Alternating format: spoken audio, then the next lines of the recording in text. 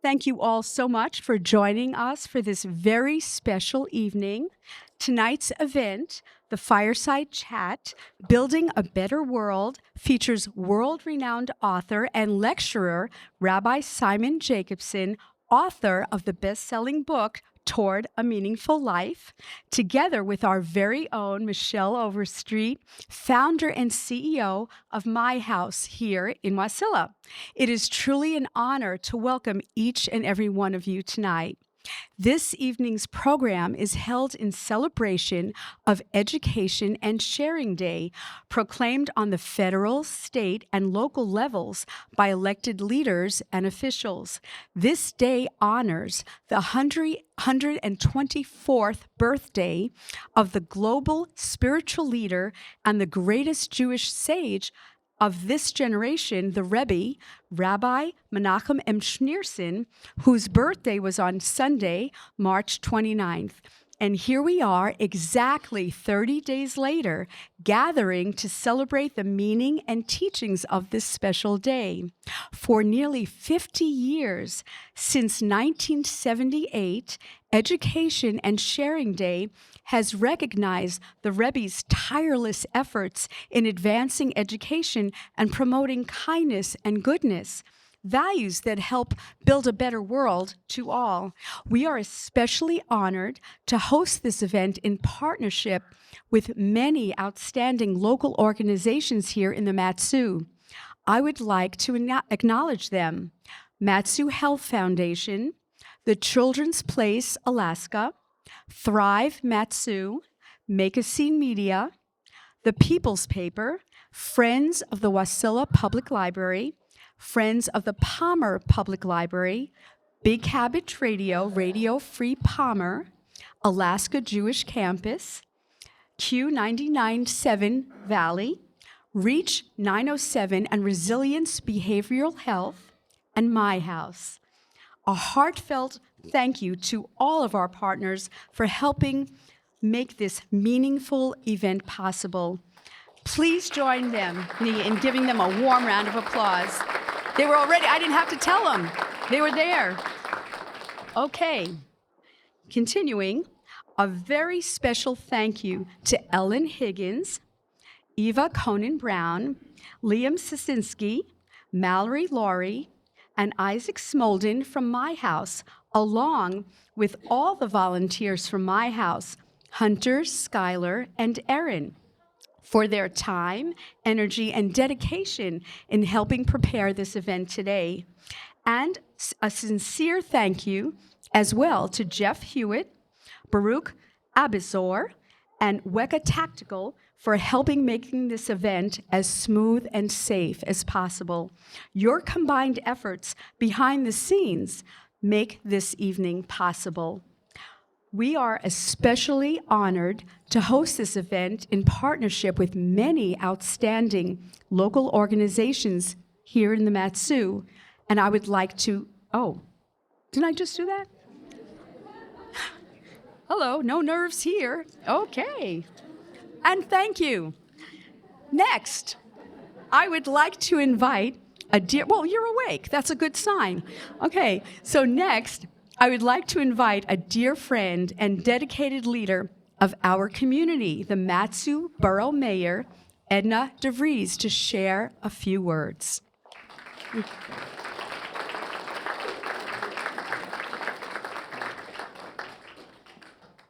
Does she step up?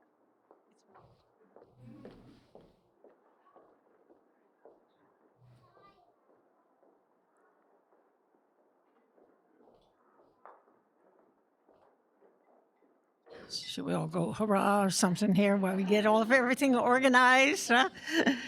Well, it's a pleasure. Thank you for inviting me and allowing me to speak to you on behalf of myself and the rest of the Matsu Borough, and as well as to our great city of Palmer. Meaningful life. I think really when you say that, we think of ourselves and how we contributed and continue to contribute every day regarding making a meaningful life for ourselves and in that process for our families and for our communities. One of the things that we did when I was elected mayor is for audience participation, which sometimes could get a little rowdy.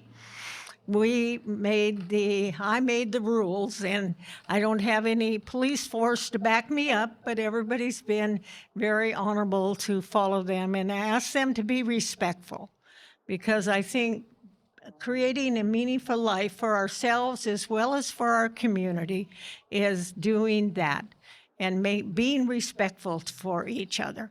Each one of us have talents and abilities that other people don't have. And if we contribute those to our families, ourselves, and our communities, we will all have a meaningful life. I look forward to, I know I probably could say a lot more after the presentation, but that's what I have for you now. And again, thank you for inviting me.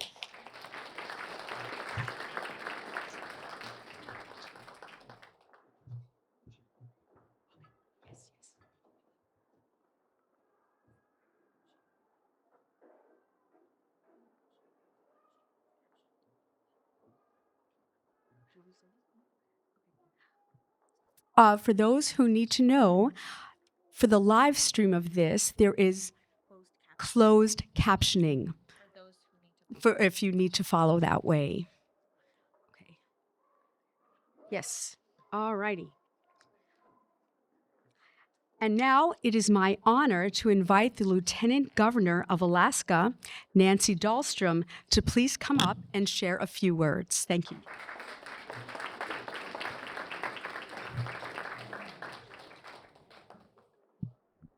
Thank you. I'm going to raise this a little bit.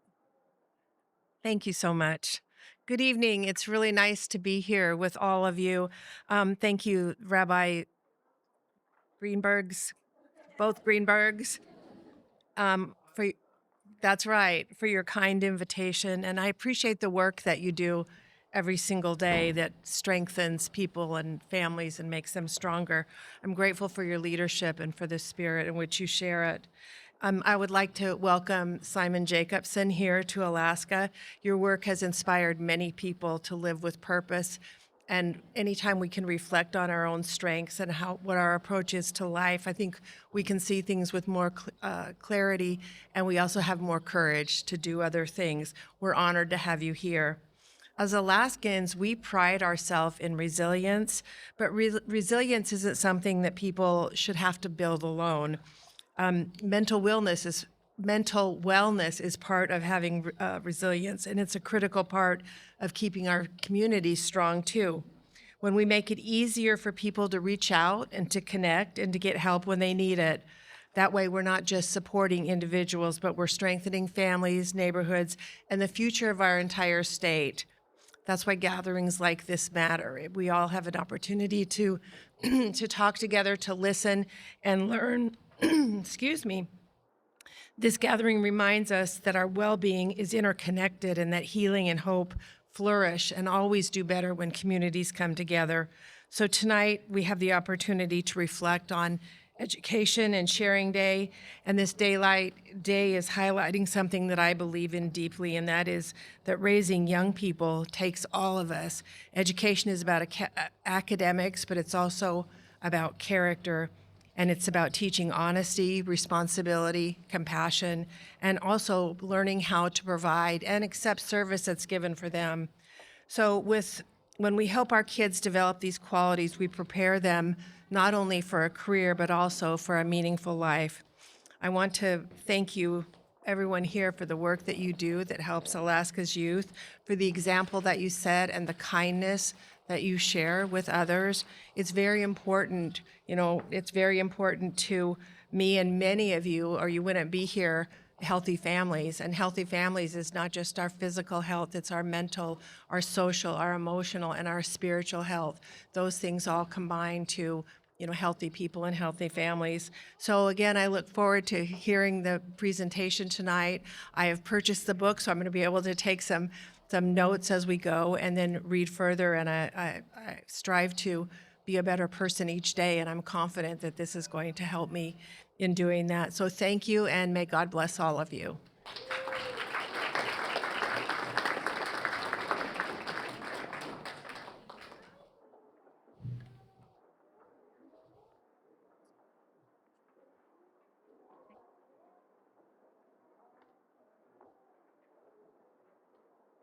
It's okay.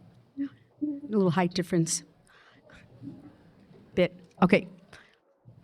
Yes. Thank you. And at this time, it is especially fitting on an evening dedicated to education that we hear from a leader in that field. Please join me in welcoming the president of the Matsu School District Board and member of the Alaska State Board of Education, Kathy McCullum, to share a few words.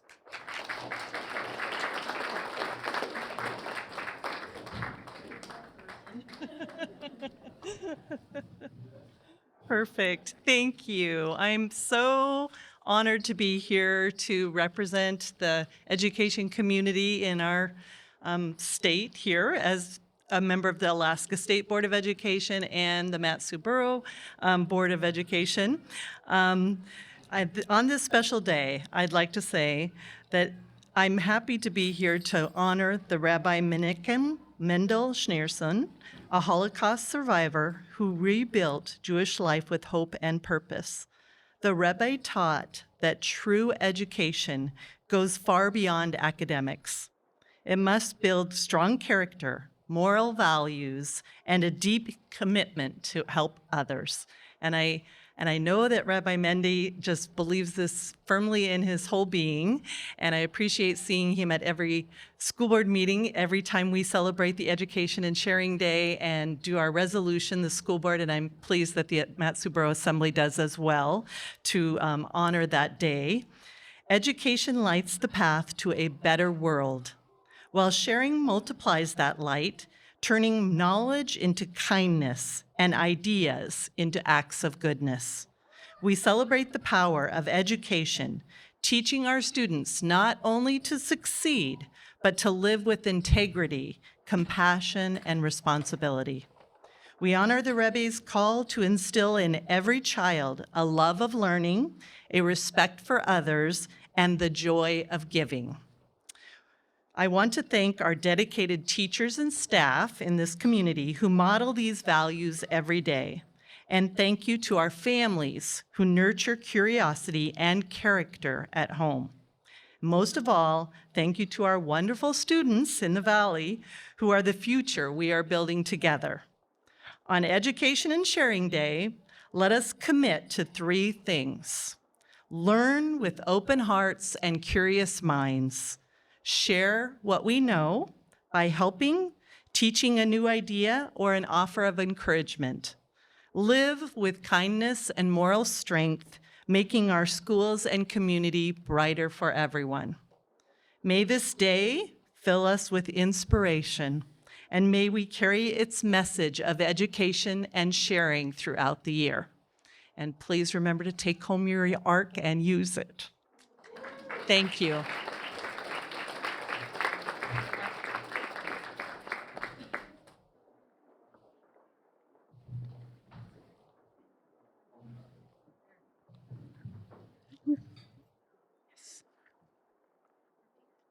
Well, thank you. And now it is my pleasure to invite the director of the Matsu Jewish Center Chabad, Rabbi Mendy Greenberg, to come up here and share a few words.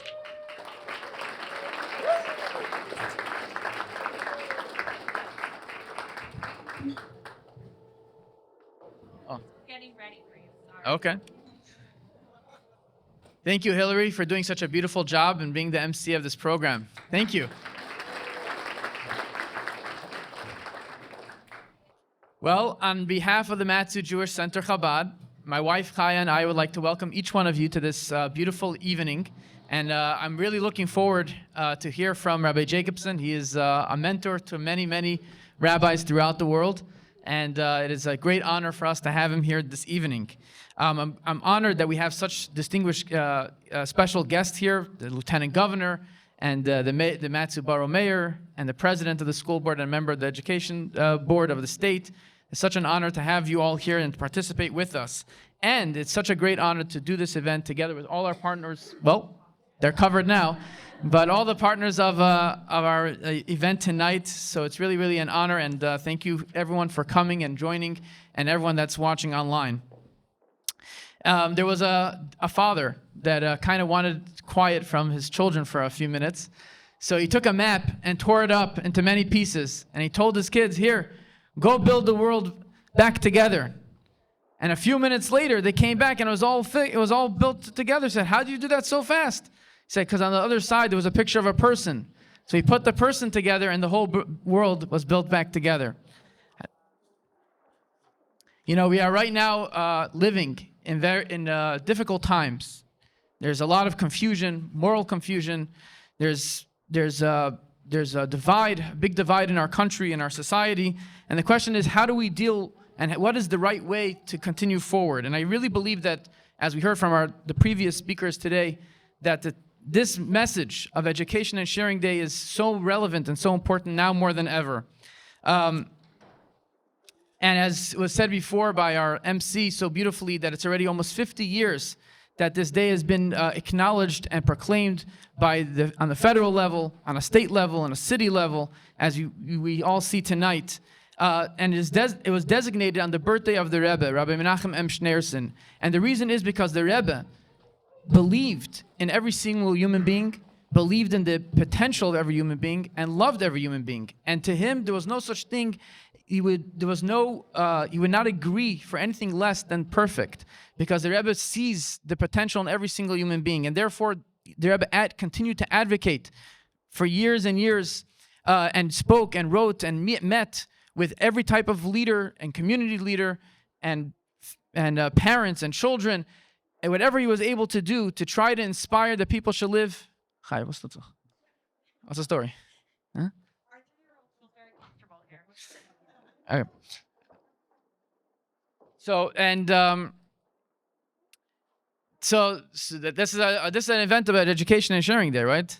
For starting with the children. Actually, one of the custom by the Rebbe was that whenever he gave his long, the Rebbe would speak for many, many hours, and Rabbi Jacobson was from the select few scholars that would memorize all those talks, as we're going to hear soon, for hours and hours, and then write them down and publish them. Who sat around the closest to the Rebbe were little children. And they would also make sometimes, I think they made some noise here and there, disturbances. So that's why, because that's really what education is all about. The children have to be the closest and have to be fully involved.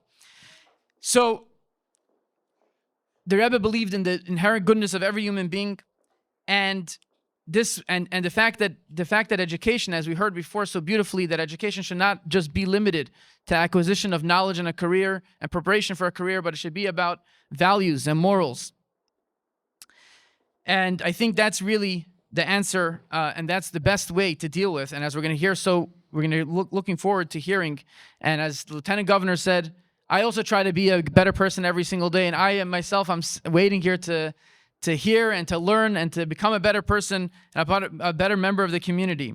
So we are, and I think there's no one better than Rabbi Jacobson to really bring these ideas to life. And I think there's no one better like our very own Michelle Overstreet from MyHouse, who I've been hearing about MyHouse for many, many years, from many mutual friends. But finally last year I was able to meet her in person, and we started doing some things together. And I really think, as the motto is, not a hand out, but a hand up. And I think that's a result of her real faith in the youth that she comes in contact with. There's no such thing as giving up on someone. There's no such thing as a kid is too late, is lost. There's nothing lost by her. Every child, every person that she comes in contact with, she believes in them sincerely. And the success rate is something special, which we'll speak a little bit about in a moment. So that is really, I think this is the best way to deal with the situation today, is to have these two people that will hear their special conversation. Everyone will have a chance to have question and answers. There are papers meant to be given out that people can write their questions, and hopefully we'll explain it later. And I would like to finish my words before we go to the video presentation with two ideas of action, that we shouldn't just come in, have a nice meeting, speak about nice ideas and walk away, but to connect it to action. As Kathy McCollum said, don't forget to take those little yellow boxes that you have on your seats home, and make sure to give a little coin to charity every single day, for ourselves, for our children, grandchildren. Kindness is not just about what the receiver receives, but it's about the fact that we give. The fact that every single day I do an act of kindness. This is exercising our kindness muscles. This reveals the inherent goodness that we have inside of us. So by doing an act of kindness daily, this makes the world, makes ourselves, and makes our community, and ultimately will make the world a better place. And the next idea is the fact that here we have the moment of silence. This is a direct impact of the Rebbe's tireless advocacy that every single school should begin their day with 60 seconds of silence. And I've spoken to many students and teachers and principals, and the feedback is just amazing. Go home, speak to your children, grandchildren about the values that are important to your family. Encourage and suggest to your child, to your grandchild, to utilize those 60 seconds that they're given to free. They could do whatever they want in their mind in school to think about those values that are important to your family. The Rebbe believes that if every single child begins their day for 60 seconds to think about that there's an eye that sees and an ear that hears, they're not alone, they're not lonely, they're not accidents, they're not biological accidents, but they have a purpose, they have a mission, that this will really have an impact on the choices and decisions they make throughout the day. They'll be better people, and society will be a better place. And by us, every one of us together, enhancing and making ourselves better, making our communities better, making the world better, we will finally bring the world to what Isaiah prophesies. The nation will not lay sword against nation, not learn war anymore, through the coming of Mashiach speedily in our days. We're going now to have a short video presentation about the Rebbe.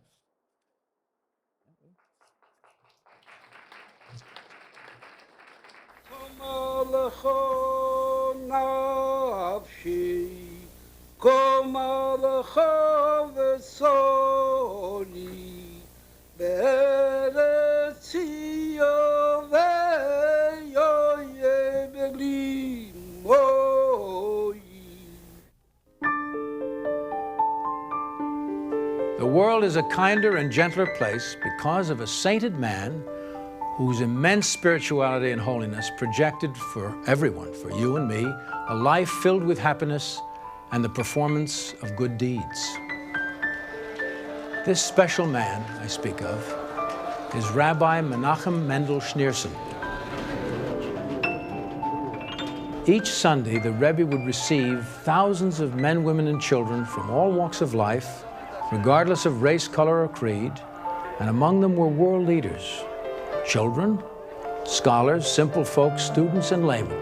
To each of them, the Rebbe gave a dollar bill, making them his partner to give it to the charity of their choice. Why the dollar? The Rebbe explained his custom by quoting his father-in-law, Rabbi Yosef Yitzhak of Lubavitch, who would often say, "When two people meet, something good should result for a third."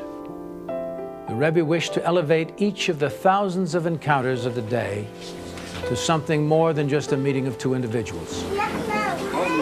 He wanted that each should involve the performance of a mitzvah, a good deed, particularly a mitzvah that also benefits another individual. The Rebbe, at the age of 92, would stand for as long as 8 hours without interruption to receive his visitors. Yet in the few seconds that he or she was with the Rebbe, each person felt that the Rebbe was there only for them. It was as though he or she were the only visitor of the day. Once, an elderly woman could not contain herself and burst out, "Rebbe, how do you do it? How is it that you do not tire?" The Rebbe smiled and replied, "Every soul is a diamond. Can one grow tired of counting diamonds?" You can marvel at the unending list of educational, charitable, social, and religious programs inaugurated around the world.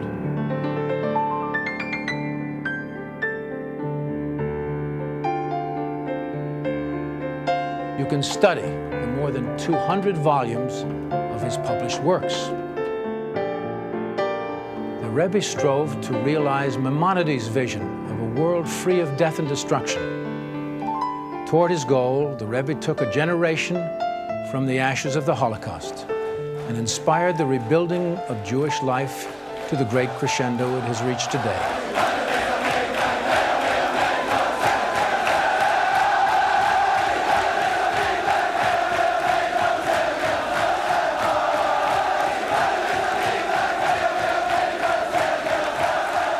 In 1994, the world lost the Rebbe's physical presence, but the Rebbe's continued leadership inspires his disciples to establish and build communities across the globe, more now than ever before. The Rebbe devoted his life to our good deeds, and through our good deeds, the Rebbe lives on.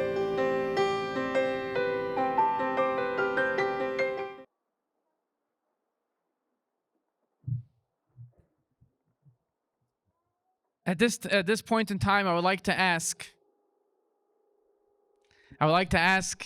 someone that is responsible for doing so much to bring goodness and kindness and that message of education and sharing day here in this state, who established Alaska Jewish Campus and Museum in 1991 over the last 35 years, my esteemed father, Rabbi Yosef Greenberg, who is also the director of the Chabad Lubavitch institutions throughout the state of Alaska, here and in Fairbanks, to share a few words.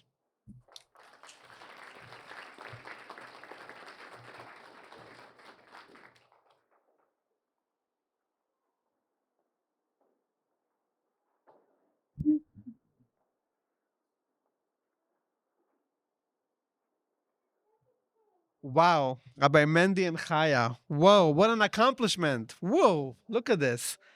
Please join me congratulating Rabbi Mendy and Chaya and all the co-sponsoring organizations of the Metso Valley for putting together this beautiful, amazing event.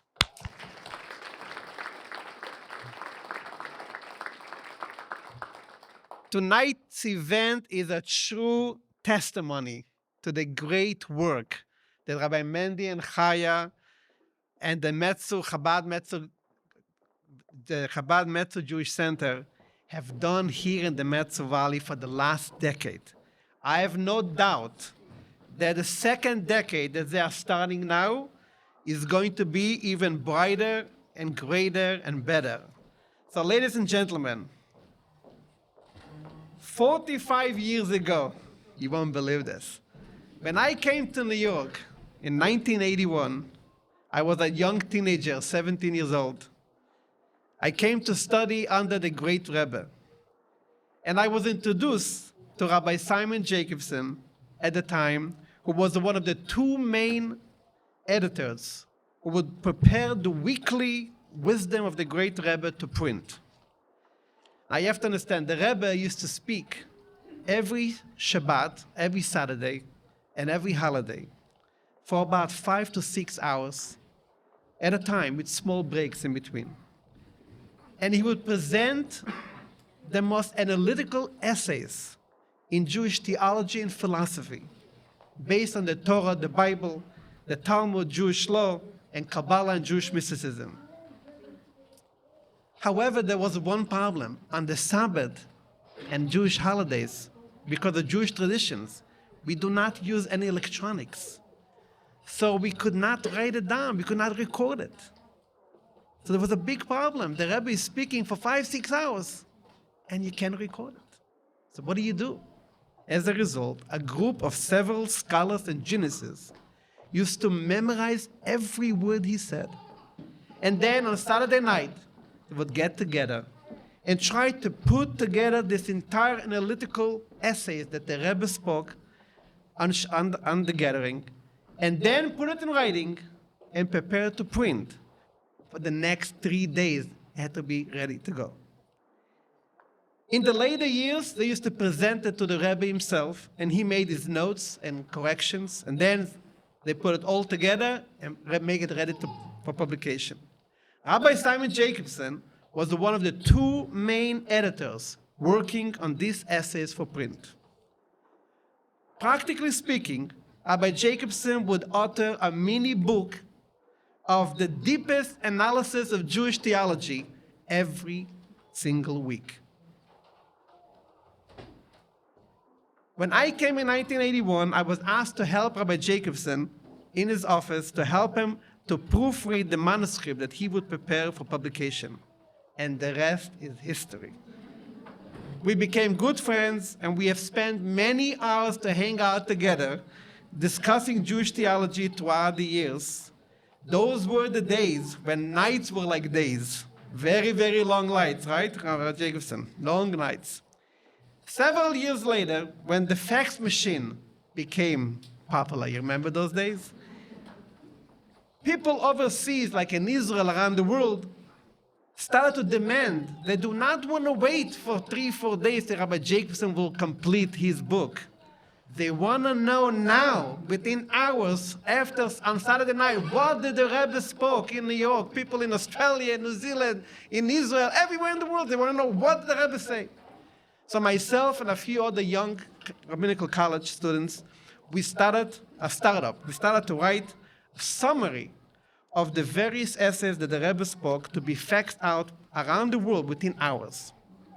Each one of us took a few of the essays and we wrote Cliff Notes version of the talk under the leadership of Rabbi Jacobson.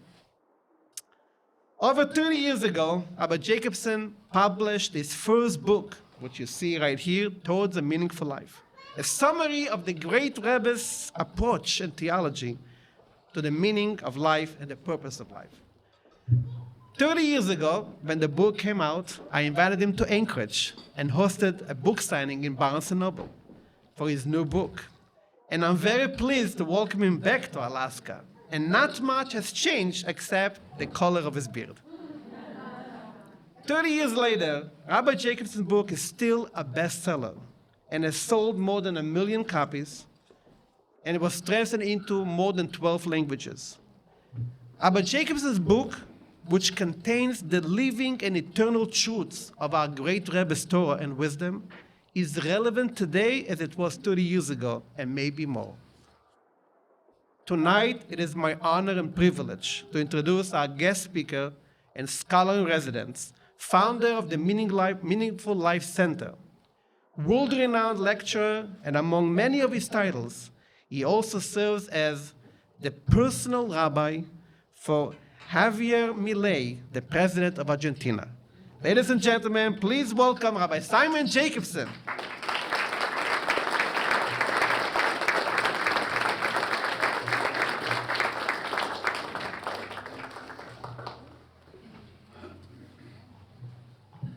It was worth the 18-hour trip just to hear all that. I think you took off 10 years of my life, made me feel... I don't always get such accolades back home, should I say.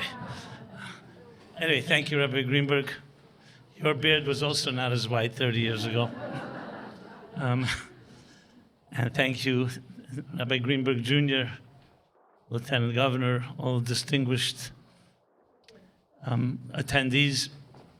It's a beautiful pleasure and honor to be here. And what shall I say?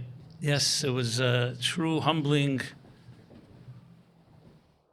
experience to sit at the feet of this great master and mentor, the ultimate, I would call the ultimate soul doctor, the Lubavitcher Rebbe, Rabbi Menachem M. Schneerson. That's what we did. Since you mentioned President Milei, first time I met him when he was running for office. So the thing that connected us was, I remember this vividly. We spoke in English. He speaks English as well. And he said to me, you sat at the feet of a master and you absorbed, that's the word he used, you absorbed hours of his words, of his talks, of his teachings. He could not get over it. It wasn't the memory that got him. It was the, most people don't listen to anyone, maybe to themselves. And here he was so taken by the idea that a human being would completely suspend his or her own thoughts to listen to someone else. Later, I heard when he got back to Argentina on national television, he shared it again. And it just struck me that here is an individual, Christian, Catholic by birth, of course, a deep lover of Jews and Israel, as we know. Some of you may have seen his trip to Israel just last week. How he dances and sings at the Kotel, and very unconventional, but a person who has no reason to respect something he never even met the Rebbe. And yet every time he comes to New York, he insists on going to the Rebbe's gravesite, his Ohel, and appreciates it in that type of fashion. So when I hear it from him, it makes me feel honored again to have done that. And I wish it upon all of you and all of us here, that you should have someone that you can listen to in a way where you put aside all your thoughts and ideas and absorb and internalize. Makes it part of, shapes you into someone that's greater than you could ever have been. So being that we are honoring the Rebbe, I wanted to just express my debt of gratitude of a human being, the Rebbe that is, who changed my life, and by extension so many others, and thousands of people all over the world. But it's in a way the best kept secret. As much as some of us recognize the Rebbe's teachings and greatness, which really is a reflection of the Bible, of the Torah, which goes back close to 4,000 years, but it's still really, to be very honest, people ask me if I was successful toward a meaningful life. I say it depends how you define success, yeah. Compared to 1 million books is nice, but there are 8 billion people on the planet. So if you knew the Rebbe, he would say, how much more is there to do? So I want to share, and this evening is dedicated, and I look forward, Michelle, sitting with you and discussing in more detail, but I want to just share a few words that tries to capture, briefly at least, the magnitude and the enormous contribution, I would say revolutionary contribution. Because let's put it in the terms of a skeptic. I never met this man dressed in archaic garments with a beard, and you just saw him on video. Who's this guy?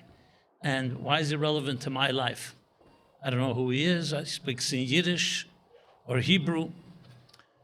So I'm not trying to play devil's advocate, though we don't believe necessarily in the devil, but nevertheless, it's good to ask the question, why should it be relevant to me and you? In real practical terms, there are many educators out there, and many spiritual teachers, psychological wizards, and so on. So let me just try to put it into simple English and a way that we can all come away with something that we can feel is actually indispensable. That has always been my challenge.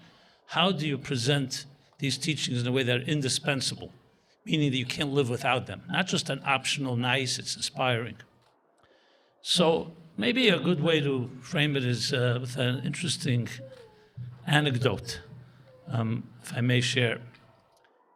So little Lucy is a young girl going to school, and she's studying biology. I don't know if you all remember when you began studying biology. It can be quite confusing, right? It's still confusing, frankly, in many ways. And she's studying the origin of our species. Where do we come from? Where does the human race come from? So she comes home, and she asks her mother, she says, where do we originate from? Who are our ancestors? And her mother's face breaks out in a warm smile. She's beaming, she's so proud. She sits down her daughter Lucy and says, let me tell you.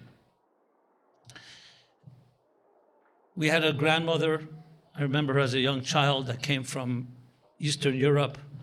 Who was a beautiful woman. I learned so much from her. We had a great-grandfather who was an author of a very important work on Jewish law. The farther back we go, the better it gets, all the way back to Abraham, Isaac, Jacob, Sarah, Rivka, Rachel, Leah, to the Bible, the Torah, Adam and Eve in the Garden of Eden that we all share these ancestors with. Great, beautiful, right? In Yiddish or Hebrew, there's a word called yichus. Teach you a new word for some of you. Yichus means pedigree. We have very good blood, good DNA. Okay, then her father comes home, Lucy's, and she asks him the same question. And in stark contrast to her mother, his face turns very ashen and very disturbed. And he says, I rue this day. Sit down and brace yourself. This may shock you, but we originate a few million years ago from apes, primates. Go back a little further back, a few more million years, amphibians. If you go further back, bacteria. And as far back as we can figure out, we were once a ball of gas. So it's a pretty different answer, right? So Lucy's really confused now. She runs back to her father and says, her mother, and says, Ma, I don't understand. Dad told me one thing, you told me this. She said, with a smile, we both told you the truth. Your father told you about his side of the family.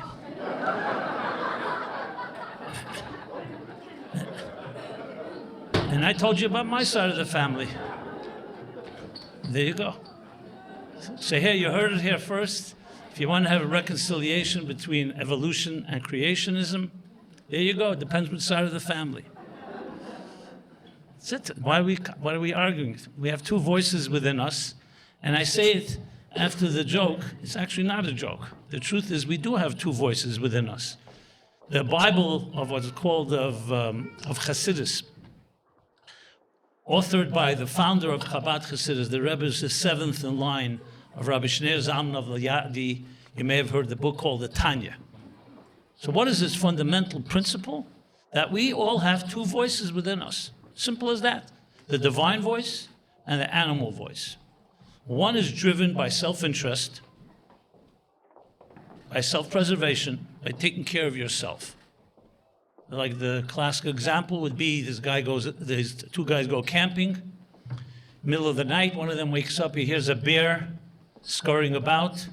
You know, a bear, pretty dangerous. He wakes up his friend and says, we got to get out of here fast, there's a bear. And while he's telling him, he's tying his shoelaces on his sneakers. And the guy says to his friend, he says, do you think you can outrun the bear? He says, no, all I have to do is outrun you. So that's called dog eats dog, survival of the fittest. That's the animal voice.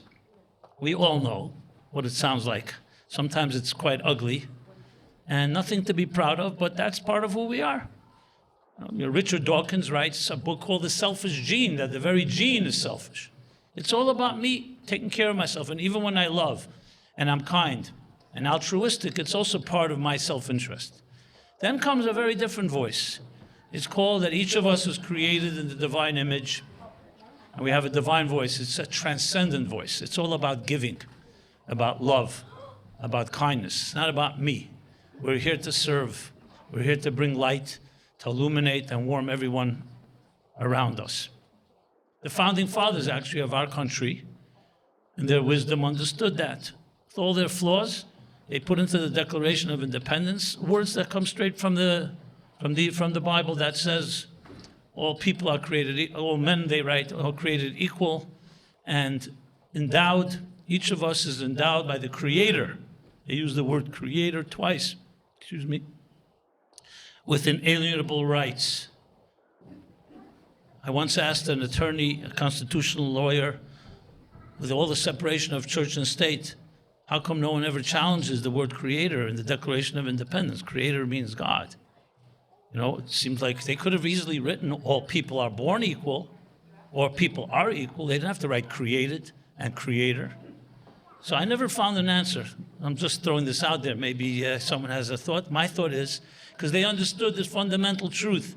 If you don't have a creator, you don't have true freedom and true rights. Because if a majority decides to give rights to someone, we could also decide one day to rescind the rights. You know, one day we give them, look at Nazi Europe. Consider the sophisticated philosophers and doctors and scientists and so on. Look what happened. They decided that a certain groups that they found to be undesirables, what they did to them. So the founding fathers understood you have to have a creator. You need to have an absolute force that none of us can claim, I am the creator. There's only one. And that's what equalizes us all. And that's what creates true freedom. So we have these two voices. So in simple terms, the Rebbe Rabbi Schneerson, the one we're honoring, if you can look at and take all his teachings, and they are thousands and thousands of pages, as Rabbi Greenberg said, thousands, tens of thousands. What it comes down to is recognizing the forces that are at work within us, empowering us to choose the divine voice, not the animal voice. But you always have a choice. Now, the Rebbe, as a true leader who knows how to take the pulse of a generation, understood the challenges that would come. He assumed leadership in 1950.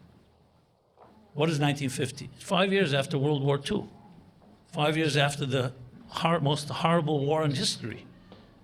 Between World War I and World War II, over 150 million people died. For the Jewish people, of course, the Holocaust. So you can imagine what the world was like in 1950. Demoralized, broken-spirited, families destroyed. No one knew what is going to come. But the Rebbe in his foresight saw something that I don't think anyone else saw. And I say this without question in my mind. He saw that things would change, that there would be a renaissance, there would be a rebuilding of the world. And look at the world today. Even though it's far from perfect, but great blessings have come our way. As a Jew, I would say, for the Jewish people especially, the freedoms that we experience today, the Renaissance in Israel, even in Russia. But the Rebbe understood that comforts and blessings and prosperity comes with a side effect. It's called apathy.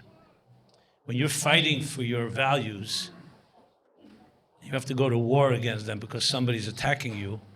You don't have time for apathy. Your values get crystallized because you know you have to fight. It's life and death. When you're comfortable, beautiful to be comfortable, but comfort zones create apathy. And like the guy said to his friend, what's worse, apathy or ignorance? And he said, I don't know and I don't care. That's apathy. Kiss of death. And the Rebbe went to war. His predecessors had to fight communists, Nazis, pogroms, all the different challenges. And the Rebbe went to war against apathy. So I would sum up, if you want a revolution, and there's a lot more to say, but time is limited, two key things that the Rebbe contributed that I don't think you'll find another leader that contributed to that extent. Number one, understanding these two voices, and that we're going to need that divine voice within each one of us more than ever. And two, to make sure we not become apathetic. Literally went to war, never allowed anyone to rest. You accomplish something, immediately the Rebbe said, what's the next step? There was no time for vacation and so on. Not that the Rebbe didn't appreciate. So what does that translate into our personal lives? What it means is, we're facing, Rabbi Greenberg Jr. mentioned, we're facing a lot of challenges today. There's moral confusion. Just ask average young man and woman in the United States today, or in general the world, what do you stand for? What are you ready to fight for? They'll probably say either a football game, or video games, or something in the area of money, or sexuality, or some other superficial, nothing fundamental. What do you stand for? What are you ready to fight for? Now that's a blessing. That means that we have taken for granted our gifts. That's called apathy. And what do you think apathy creates? Total loss of what do you stand for? What do you believe in? There's no business in this world that can function without a mission statement. So here's the question you can ask yourself and ask anyone. What's your mission statement in life? And to say to be a happy person, to make money and own a few homes and be comfortable, that's not a mission statement. That's beautiful, but it's not a mission statement. A mission statement is something unique. And that's what the Rebbe focused on. He used a word called shlichut. Shlichut means a mission. And that we're all ambassadors of God in this world. And each one of us in this room and everyone on this earth has a unique, indispensable mission that you and only you can accomplish. Do you know what that is? Most people, frankly, don't even know they have a mission. And even if they know they have one, they don't know what it is. So there you have another tremendous gift. So actually, I wrote Toward a Meaningful Life before the Rebbe's passing. It was after the Rebbe had a stroke. But I felt the need to capture in a book in simple English because the Rebbe, as I said, spoke in Yiddish, and he spoke in a language that was very academic and very scholarly. And though it had all these points that I'm making, but you needed to be able to really appreciate it, to try to capture in a book that anyone can read the revolutionary principles that he introduced. So I encourage everyone here to look into it. My book is one book. There are other good books. There's a lot of material today online that you can find, but it will change your life. So I'm not just some type of arbitrary, as I said, optional thoughts, things that actually can change your life. We're going to talk about some of them, but before I conclude, I just wanted to say one more thing. Whether we're speaking to ourselves or to our children or grandchildren, or to our communities, or to our constituents, what is the single most important message you really want to convey to them? So I understand there's many messages. But if you had only 30 seconds elevator pitch, what would it be? So now I'm going to, I can't say plagiarize because my whole work is plagiarizing the Rebbe, basically. But I give him credit, so I don't know if that's called plagiarizing. But I will capture it in one word. I use it in the book on the chapter on birth, where the Rebbe didn't say it in English, but he said basically the message. Birth is God saying, you matter. You matter. What does that mean? Most people, if you ask them, do you really matter? Many will say, I don't really know. Many will say, I don't matter. One person among 8 billion people? Like, what is a grain of sand on a beach? How significant it is? If you didn't have that grain, what's the big thing? There's billions of others. Well, that's not the way the Torah, that's not the way the Rebbe looked at someone, that each one of us is absolutely necessary. If you don't do what you need to do, the entire symphony, the entire equation is thrown off balance. So I would say the single most important message is to teach our children, our constituents, ourselves, our friends, anyone, that you have a unique mission, and it's your mission is to find out what it is, and I'm here to help you achieve that. A few years ago, a mother wrote to me and said, the new year is coming, Rosh Hashanah.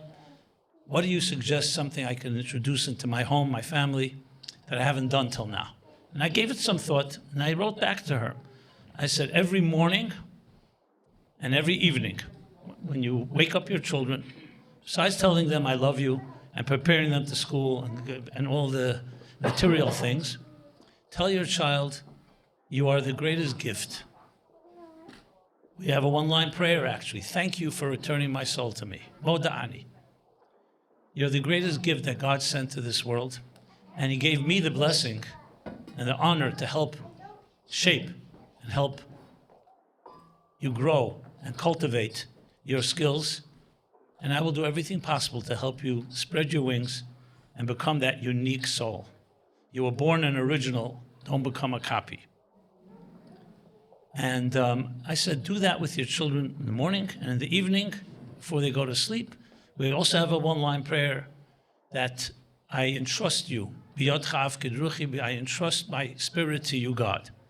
Basically, teaching a child every morning that they have a unique mission and their life is absolutely valuable and sacred would change that child's life and change all our lives. That is something we need to incorporate. If you want to find a remedy, an antidote to the confusion that we have today, to the values that have been unfortunately blurred, to the deterioration of sanctity in our lives, the sanctity of life, the sanctity of relationships, of intimacy. Intimacy. Just watch any movie, any television show. There's no sanctity in any relationship. There's no such thing as called commitment is a dirty word. And the first and most important thing is to teach us that we are sacred human beings and that what we do matters now and forever. So I look forward to continuing the conversation this evening. I just wanted to lay out a few key points. As you can see, there's much, much more to say. And it's harder to, like Winston Churchill once wrote a letter to someone. And he said at the end of the letter, I'm sorry, I didn't have time to write a shorter letter. It takes more time to, short is long, basically. So I've been accused of that too. So, my dear friends, thank you for indulging me. I hope I did some justice to capture some of what this great man, this great leader, I would say more than a man of God, a visionary, ultimately a visionary that compared to any other leader, even though he's not here physically, I think he gave us a blueprint for the 21st century going forward. That literally is indispensable. Check it out. I'm not preaching. I'm telling you, just look at it. It'll do yourself the ultimate favor because it will answer questions that you may be struggling with. Maybe you don't even know you have those questions. And it's, for me, the greatest honor to be able to honor the Rebbe, the hours and hours and hours that he, with patience and perseverance, invested in us time and again. And hopefully here in, where are we right now? We're in Matsu or Palmer, okay. Another corner of the universe, another indispensable souls, and that we can all empower ourselves and everyone around us, and yes, indeed be indispensable musical notes in the grand symphony when the coming of the age of the Messianic age, which basically really means a world that will be devoid of hunger and death and war, a world filled with divine knowledge as the waters cover the sea. Thank you so much.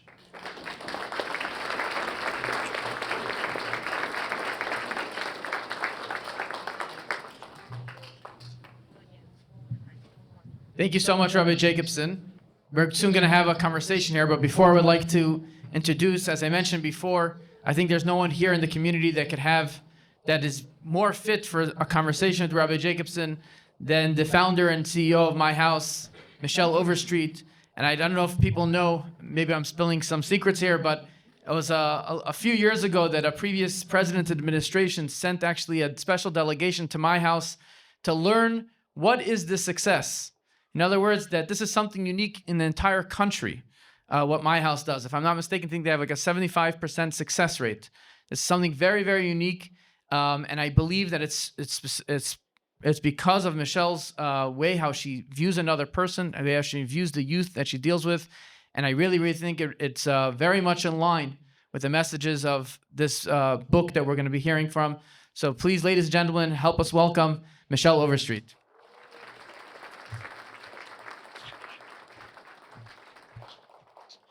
Thank you. I feel completely underqualified to follow the group that just came before me. We do enjoy working with youth at MyHouse and value them tremendously. I think the really important thing in any community is to see the youth as assets and not liabilities. And no matter where they are in their journey, you just reach them and meet them at the place that they are and help them find their way. I really love the title to this book, Toward a Meaningful Life.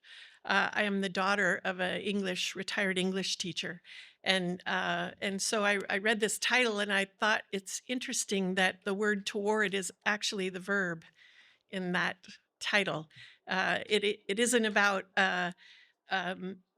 meaningful life as much as it is about doing and engaging in life and finding a purpose and applying that purpose not just to your own life and your family, but out in your community where you really make an impact.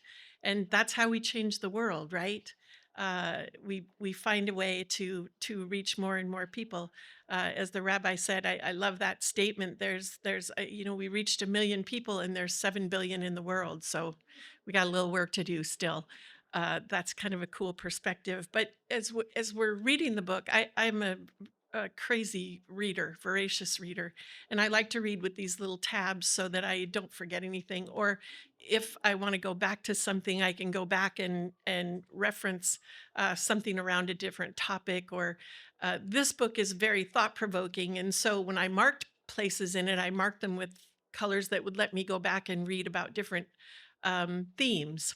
And so I would encourage you to have a copy of the book and just look at some of the themes in there and see what resonates with you. And as you're finding your way toward the verb toward and the movement toward a meaningful life, think about what that means for you and get excited about where you can put your energy. There's one piece of this that I thought was so fun. Um, it's a quote that talks about young people, and it says, "They are overflowing with a mixture of adrenaline and confidence. I want to change the way the world works." Young people often think, "I can change the world," and adults burdened with the pressures of everyday life may resign themselves to the world is just the way it is. And young people, untempered by the realities of adulthood, do not tolerate such resignation well, and it can cause conflict between the two groups. I think we see that a lot in our communities. So what we have here in the most general terms is either energy without sufficient direction, the youth, or direction without sufficient energy, the adults. And so I just thought that was kind of a poignant statement, and many adults simply throw up their hands and writing off the youth as a rebellious period that a person must simply outgrow. And young people, meanwhile, are thinking that adults have forgotten how to appreciate the very meaning and the thrill of life. Youth are rebellious, and adults see the rebellion as an aberration. But the rebellion is not the crime. The crime occurs when the rebellion has no healthy outlet or toward, right? That's what we're hoping for. So I hope that you'll get a copy of the book and read it. It's delightful, it's engaging, it's educational, but it will also spark wonderful conversations among the people that you know and love. And I look forward to visiting with you more. We did do, just as a preview, a little podcast with the rabbis, Rabbi Mendy and Rabbi Jacobson and I, and it was really fun, and I hope that you enjoy the conversation. Thank you so much.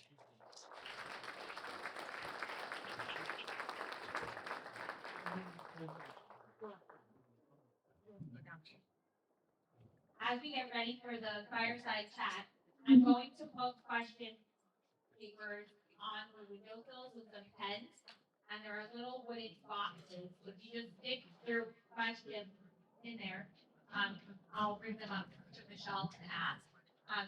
I'm also going to put raffle tickets there. If you put your raffle tickets in there as well, at the end of the fireside chat, we are raffling off a beautiful silver charity box. The same content as your art, but you get to take a beautiful art run home that you get to fill and give to the charity of your choice. So I will also be putting this raffle ticket on the windowsill there as well. I'll be coming around both of those. Thank you so much.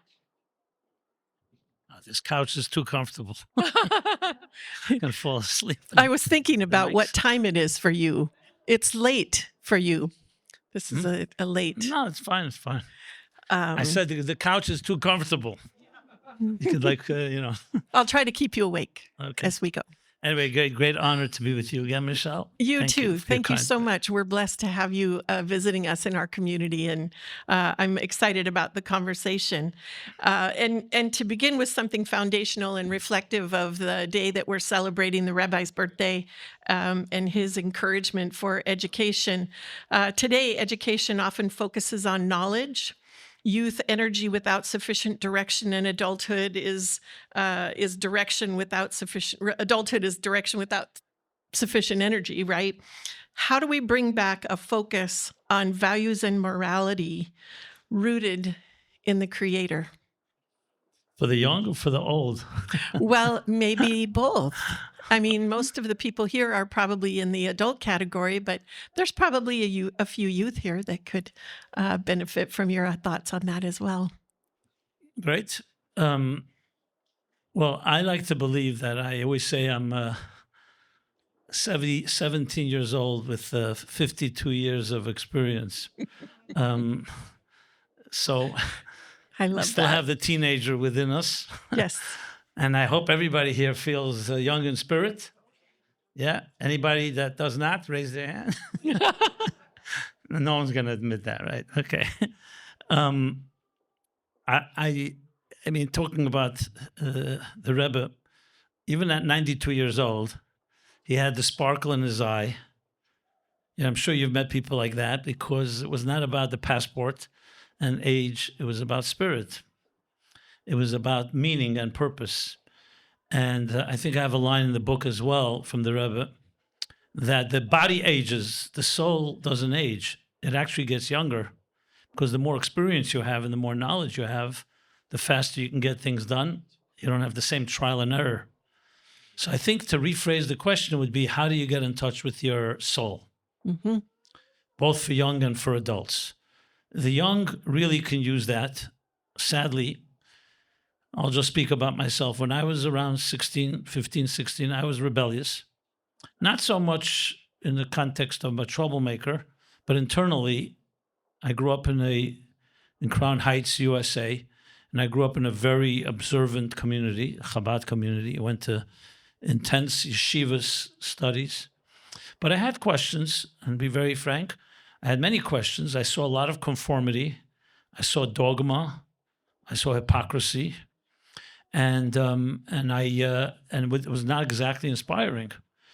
And though I had studied Talmud, and I studied the intricate details, if you ever study Talmud, it's like you split hairs. It's brilliant, but at the end of the day, it's really mostly cerebral. And my challenge was I didn't feel an emotional connection to it. Now, long story short, I'm not going to go through and confess all my sins, in case that's what you think is coming. I have to come back again for that.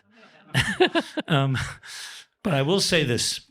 What changed everything, not overnight, everything is a process. I'm saying it because I think all teenagers can identify with this. And I've shared this many times in the book and other places, is what changed things was when I began to study what is known as Hasidus. Let me explain what that is. That's the mystical, esoteric, the spiritual teachings. To me, that was like music. Up to that point, much of the Judaism, my experience, was mechanical. But imagine someone playing piano and no music comes out. So you may be playing technically correct. You read the notes, but you don't hear music. Mm-hmm. When you hear the music, then you suddenly realize the value of the mechanics, because you need the mechanics, of course, body and soul. So I would say in simple terms, anyone sitting here or anyone listening to this, you need to connect to the spirit and soul of your life. This includes questions, not just what to do, but what effect it has on you. The music, it has to sound like music. I mentioned before, it's to resonate that you have a mission in this world.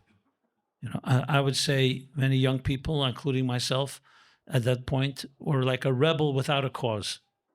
Different words. You need to find the cause. For me, thank God I was in the right time, in the right place. It came relatively easy because the Rebbe was there and he was teaching this. He was singing the song. And it was relatively easy to just listen and learn from it. And it gave me a cause. I mentioned the Rabbi Greenbergs here. Okay, remember, since you spoke about when you came as a 17-year-old, and I speak now on behalf of thousands of the Rebbe's emissaries all over the world. Young men and women, early 20s, get married, and they go off from Cambodia to Siberia to, you name it, to Alaska, wherever it may be, and they dedicate their entire lives to doing what? Very difficult work. I don't know if you've ever done any fundraising. Fundraising is not pleasant, and they had no clue. They didn't know what business administration was. They didn't know what accounting was. I think many of them did know. They may have rethought. So they come there naive, but they had one thing, total passion. The Rebbe ignited their souls that this is your mission, and you have to change your corner of the world, and that's why your soul came down to earth. If you could infuse in young people, whether it's 15-year-olds or 16-year-olds, whatever age, and the truth is, it's never too young. You could begin. You infuse something that you feel that is like your passion in life, then you have direction. You don't have that, what do you think is going to happen? You read it from the book. It's energy that will be misdirected. Mm-hmm. Why is there such a high rate of addiction, whether it's drugs or alcohol or gambling or sex or porn or whatever it may be? because people are passionate. They have nowhere to release it. Yeah. So it's not being harnessed. So it's harnessing the power of the soul, recognizing it. And I think the same for adults. Find something that's passionate, but passionate toward helping other people, not just passionate toward helping yourself. Mm-hmm. That to me is the key formula in answering that question. Very nice. On a personal level, what does it truly mean to live a meaningful life on a day-to-day basis? How do you apply it on the daily? Just play the recording of what I just said. Well, how about Let's go to the videotape. You know. Yeah. Well, and I do think there's a lot of that. No, that I'll comes... add something. You know. Okay. Listen, they came for a reason. They have to. Yeah. It's not just you and me. Can't keep anymore. going back to the same answer. I mentioned before. I said that you were born an original. Don't become a copy. You know where I heard that? I heard it from my son. Really? Yes, he was 7 years old. He came home from school, and he was very excited. And I asked him, "What are you so excited?" He said he heard today his teacher told him, "You were born an original. Don't become a copy." Now, your son gets excited. You also get excited. Yeah. And I never forgot it. A number of years ago, my son now has his own children. He's already, he's over 41.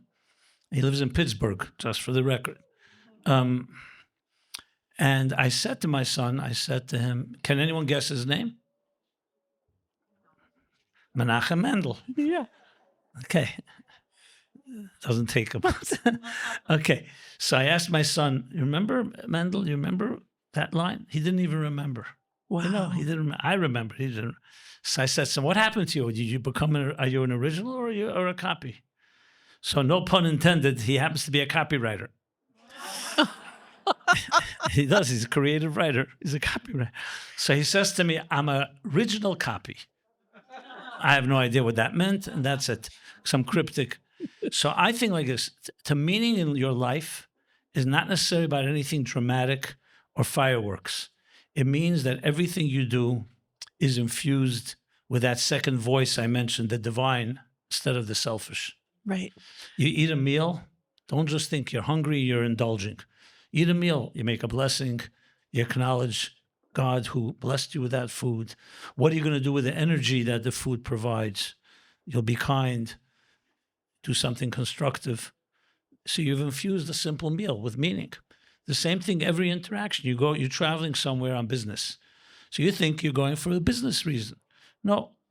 The Baal Shem Tov, the founder of Hasidic movement, says, everything is divine providence. God leads your footsteps. You came there not just to do business.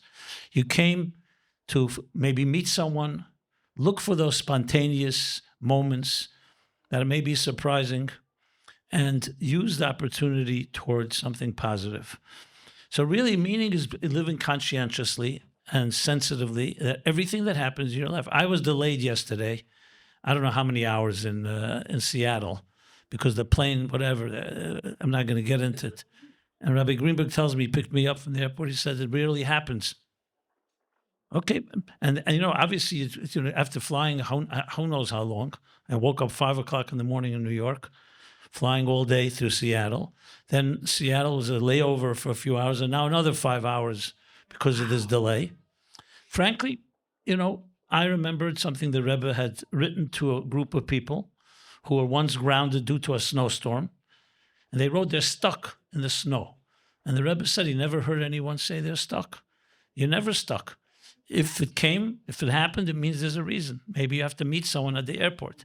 So I was walking around the airport trying to meet someone. I don't know if I did or not, but I did. I mean it. But my attitude was, I have no control over this. So I turned a delay that usually is aggravating, right? Everybody knows what it feels like, into something meaningful. So you can find meaning in everything, in setbacks, in positive things. Don't take your life for granted. Every second is a gift, and therefore use it to the fullest. I can't say all of us are always going to do that. None of us have that 24/7 vigilance, but as much as possible, expect of yourself that everything could be an opportunity. Right. I think that's a continuous theme in many of the readings and writings. There is no such thing as coincidence. Everything is for a purpose. One of my favorite chapters in the book is chapter 7 about miracles. And sometimes in the busyness of life, we miss things that are right in front of us. And you talk about this. How can we better recognize miracles in our everyday life?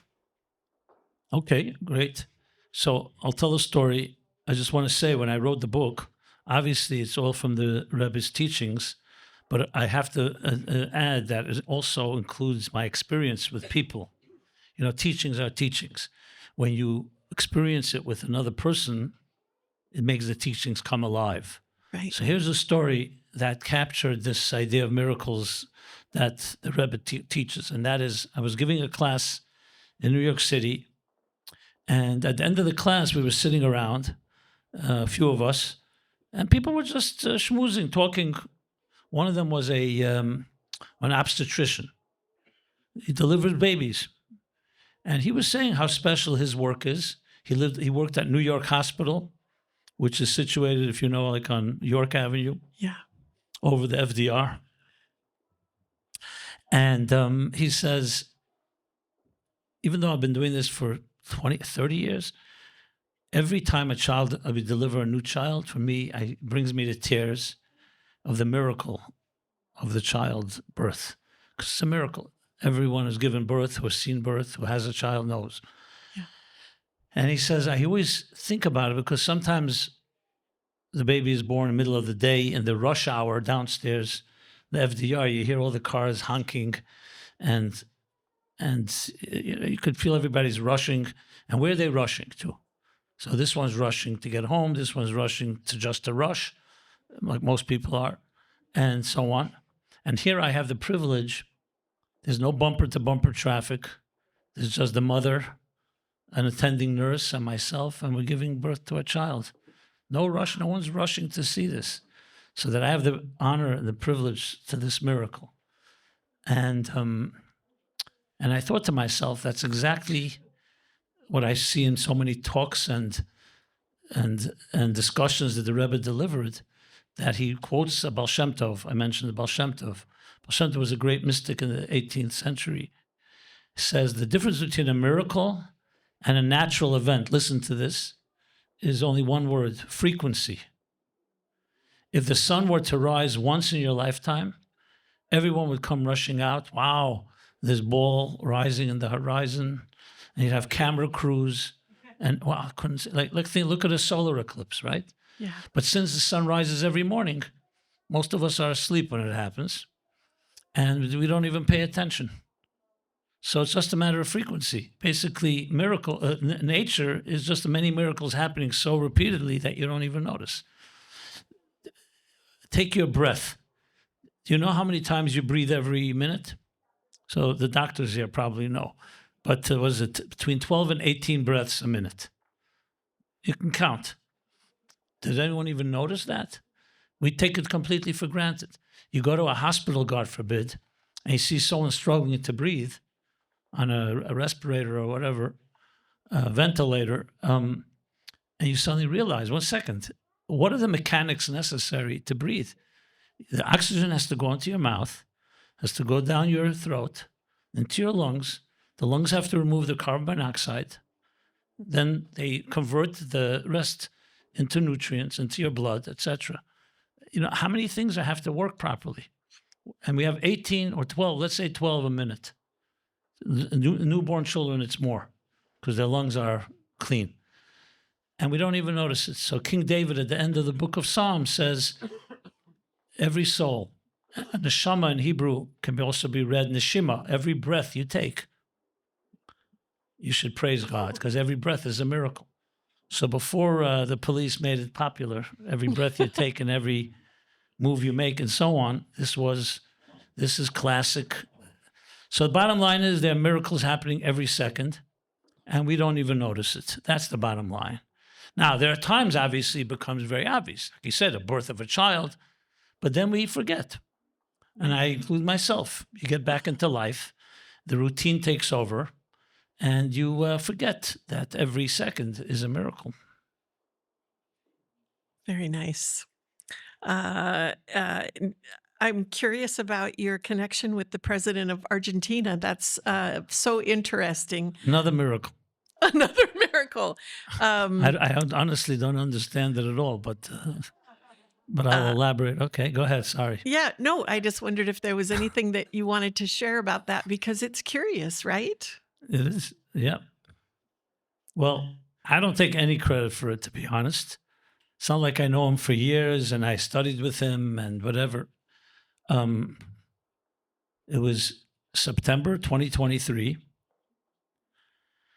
Right. He was running for election.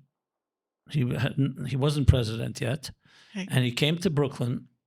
He actually was going to visit the gravesite, the Ohel of the Rebbe. Some businessman in Argentina told him it's a good place to get blessings. So he went.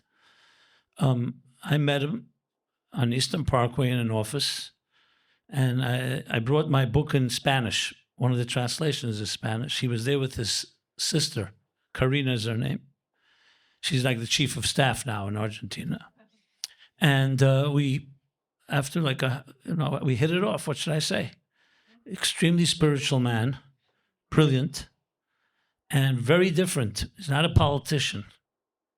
So, as I mentioned in my introductory words, he was taken more by anything else was that someone sitting and listening to this master. That's what touched him. And we right away, we hit it off in a very personal way. And the next thing I know, he's talking about it in Argentina. October 7th, just for the record, happened the next month. I'm saying it for a reason, because it seems like everything is planned. So this was September 23. October 7th was, of course, Simchas Torah in Israel, when the horrible atrocities. And then in November 2023, he gets elected. So I do like these videos on YouTube. So I decided to do a message congratulating him. I never thought he would even listen to it. And I, just a 5-minute video saying, if you look at my book, chapter on leadership, the Rebbe talks about the leader is not just a political leader, he's a spiritual leader. He has to infuse his countrymen, country people with sense of morality, spiritual direction, vision, excuse me. And it was a short message. The next thing I know, I think it was Thursday, I get a phone call from one of his aides that he saw my video and he wants to talk to me. Now he's already president-elect. So I said, okay, let me see if I can carve out some time. I mean, I'm just kidding. My busy schedule, I don't have time for a president of Argentina, That's just a joke. So good. Saturday night, Shabbat ends. We make a service, Havdalah, and a cup of wine. I'm sitting with my wife in the kitchen in my house in Brooklyn, Crown Heights, and my cell phone rings. And there he is. He's on the phone. And he's crying and thanking me as if I did something. Honestly, that was it. The guy's very soulful. He has a tremendous gut instinct of things that I think it's the Rebbe, not me, frankly. I think because I was a student and I wrote the Rebbe's words. So he sees me like a conduit. And he just has a sense. I asked him I said, you're born a Christian. And why you gravitate to this? He just says, that's what resonates with me. And he's unapologetic. And, I can't share everything, but I could tell you that he gives tremendous strength to Prime Minister Netanyahu in Israel, because he speaks about God and faith without any hesitation. Whenever he gets up to dance and sing, you'll see all his handlers tell him it's not appropriate. When's the last time you saw a president of a country dancing and singing? Mm-hmm. And he doesn't care. He goes by his gut. And he's a man of truth. I'm not saying he's perfect. I'm sure he has his flaws. And I feel honored. And I feel that I told him many times, I think God put us together because you're in a time of history where there's tremendous anti-Semitism, tremendous misinformation and propaganda about Israel. And here you're a person that sees what is right and wrong. And it's like a counterforce. I have no doubt he became president literally November 23. So I try to maintain this type of connection with him. And we're very personally close. We WhatsApp each other a lot. Let's put it that way. And he loves to hug. And so he has a virtual hug meme that he's always sending me. Like, one of these red hearts that turn into arms and they hug you. So every few days he sends me one. Very nice. And I reciprocate. And do you have a meme that is special to you also? Do you have a He's much better superhero at meme? memes. I can't figure out the memes, really. Especially the ones that move. I don't know where to find them. Right, right. No, I have, the smiley ones. Yeah. The yeah. wink, this one, that one, I'm old-fashioned. He's, if anybody has any tips, I don't know. You Do I have have any to, memes? I know. I in that sense, I'm not that young in spirit. I don't get the memes. I mean, I understand the value of it. Right, right. I know one thing. When I do a Zoom at the end of a class, I do this. Hearts come popping out. Oh, nice. By the way, you're doing a video that makes hearts. I didn't So know now that. you're- Did you're- everybody know that? Am Yeah. I the only one that didn't know Yeah. that? That's And if awesome. you do this, a hand raises also. Because I've been doing all kinds of movements and all kinds of little things start popping on the screen. So that's it. So, Brilliant. yeah. Very fun. I had to come all the way to Alaska to share this with you. It's a trade secret. So it's kind of keeping on the world stage as you've watched this this presidential candidate and then president come into his place with so much division in the world today. What are some suggestions that you would have for how we continue to find common ground? What do you mean continue? We have to begin. I have a son that happens. Well, let me tell you, interestingly as well. So I use a lot of technology simply because it's a tremendous tool of distribution. Rabbi Greenberg Sr. mentioned before fax machines.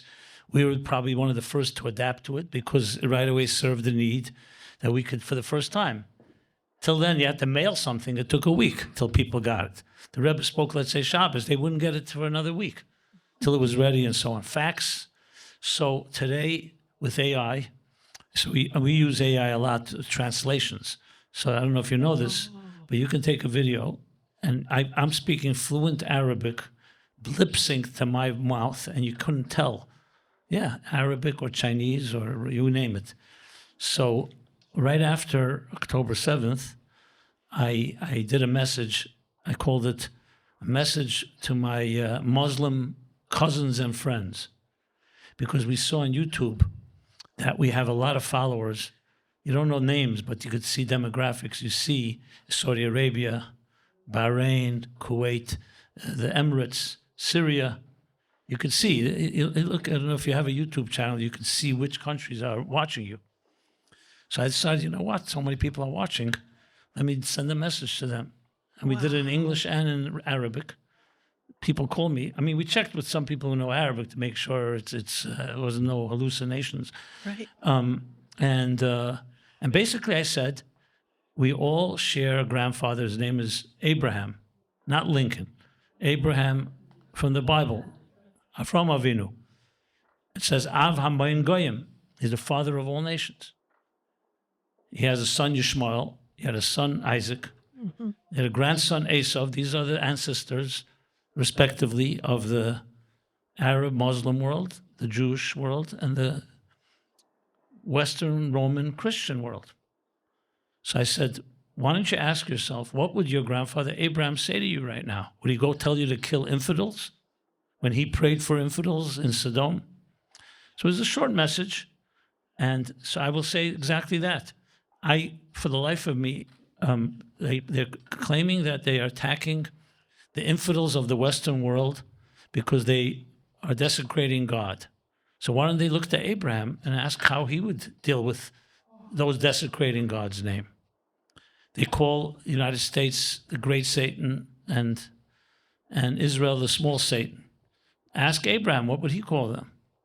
So so I believe, I'm not naive, trust me, meaning I didn't think, make a video and suddenly the 1.8 billion Muslims are going to change their position. Right. But you never know who's going to listen. I get plenty of hate mail, I can tell you that. But I also get people who write to me that I don't agree with everything you say, but you're very persuasive, and you say it in a tone that's not offensive. So I think each of us have responsibility, and this is also a lesson from the Rebbe. The best defense is offense.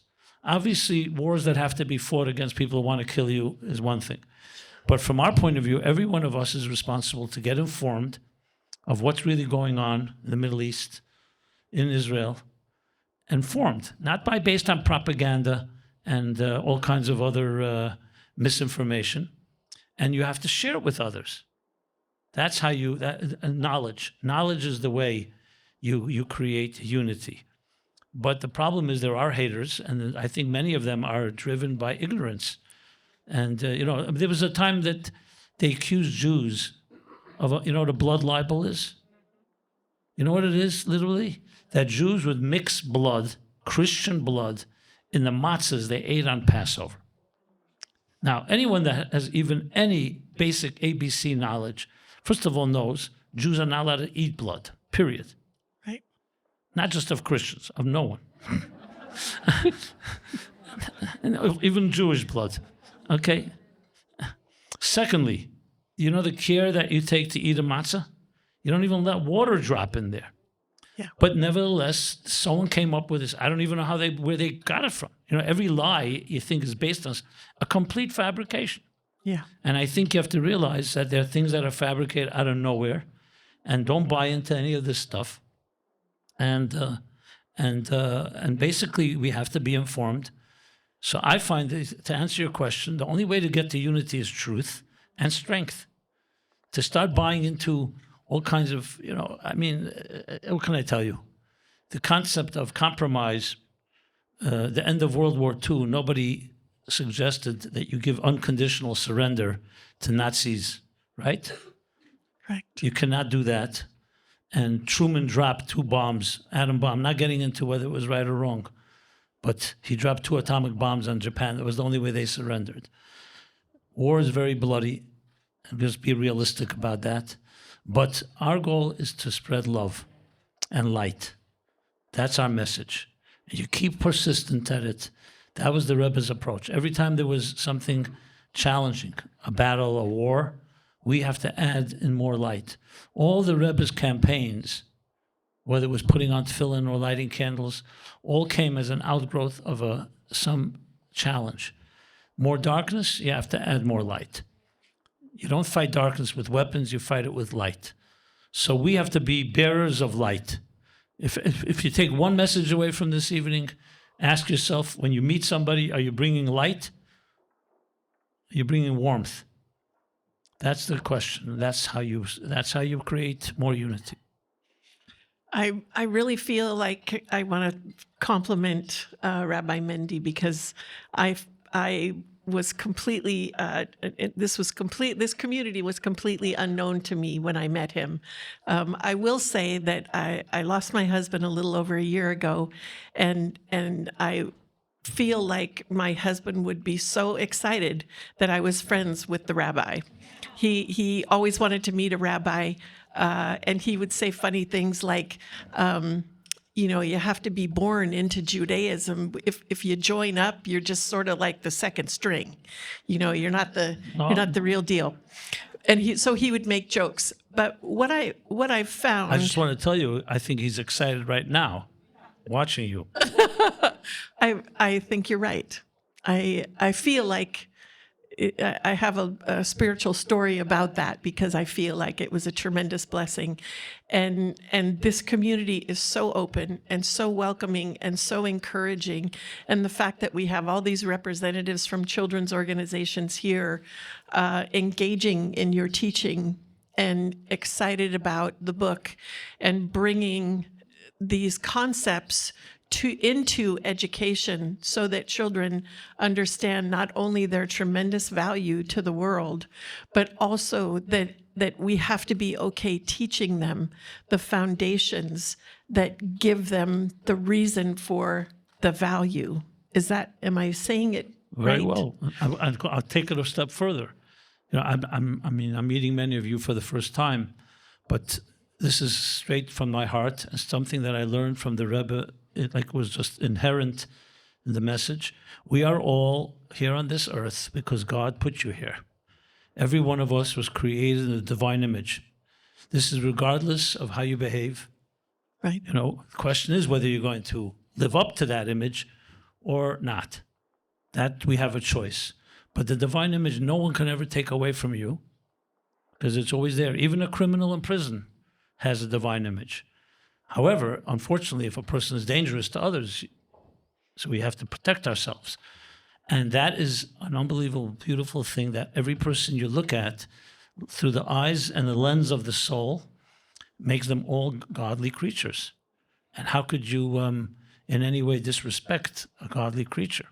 And this goes beyond Jewish, not Jewish, Christian, Muslim, Right. Buddhist, atheist, agnostic. All these are completely irrelevant to this unique message. It's really Now, awesome. if every one of us would carry that with anyone we meet, you tell me what the world would look like. Amazing.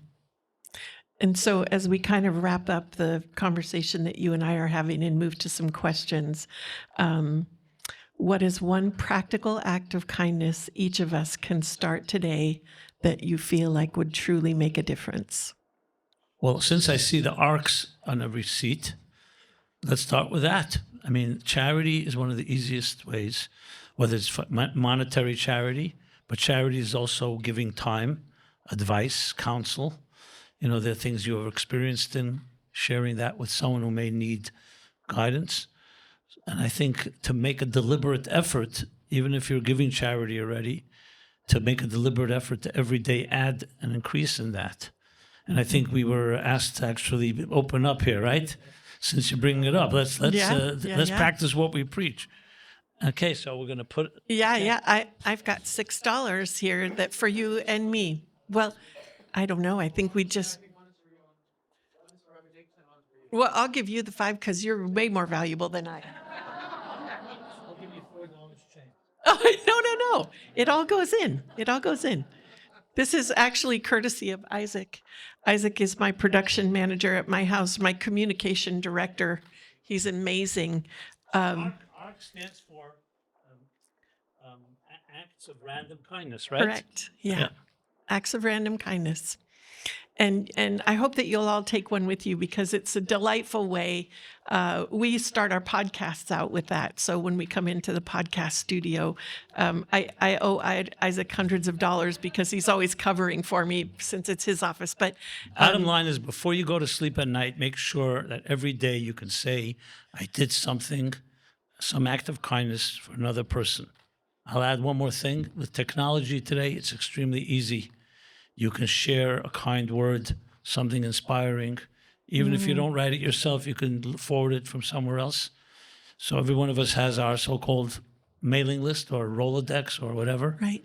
on social media or on email. Make sure that every day you share. People will appreciate it. Yeah, they're memes. We could send memes. Memes, absolutely. We could send me a hug. I'll send you a hug back. Send me a hug. Okay, good. Does anyone have questions or anything specific that you wanted us to share? Does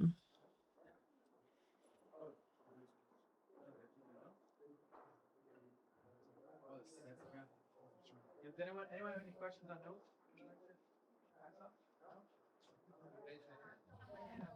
If they have a question, they can ask of the mic, that's all. That was great, Michelle. Thank you. Thank you. Beautiful. You too. Oh, yeah, raffle. Okay. No, okay. I guess we're good. Hey, that sounds good. We need some questions here. No rebuttal. In the Talmud, it says that if everybody's quiet, it means they agree with everything I said.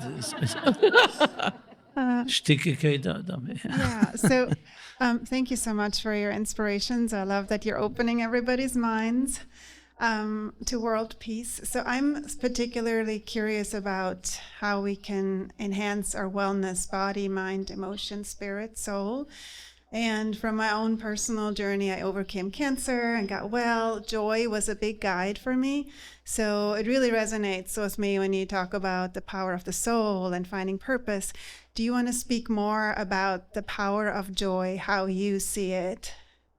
That's a great question. Very good.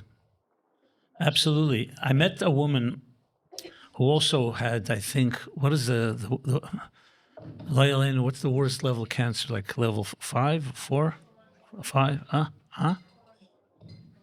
4. Yeah, so it was a woman. I'm trying to remember her name. She lives on the East Coast. But she started, I think, called, bottom line, using laughter and humor.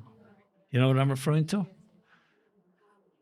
Comedy something. Comedy cures, maybe. Yeah, comedy cures.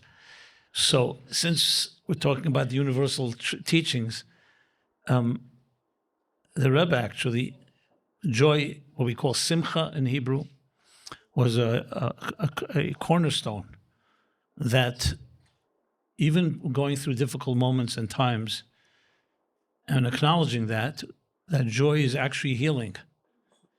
And he would cite a Zohar. A Zohar is one of the classic mystical works that when you smile below, God smiles back at you.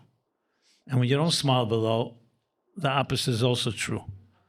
So in other words, we generate through laughter or through joy, we actually generate joy in return.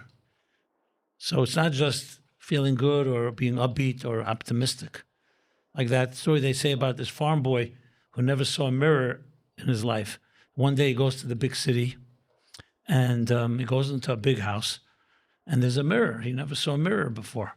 And he looks in the mirror, he sees another child smirking, and he gets all disturbed and he runs to the host, the people who own the house, and said, "There's a child making funny faces at me." So the person said to him, "You smile at the child, he'll smile back at you." Nice. It's a mirror image. So there's a lot to say, but joy opens up channels, and sadness does not. So again, joy does not preclude being realistic about a situation, but never letting your spirit become so broken or demoralized.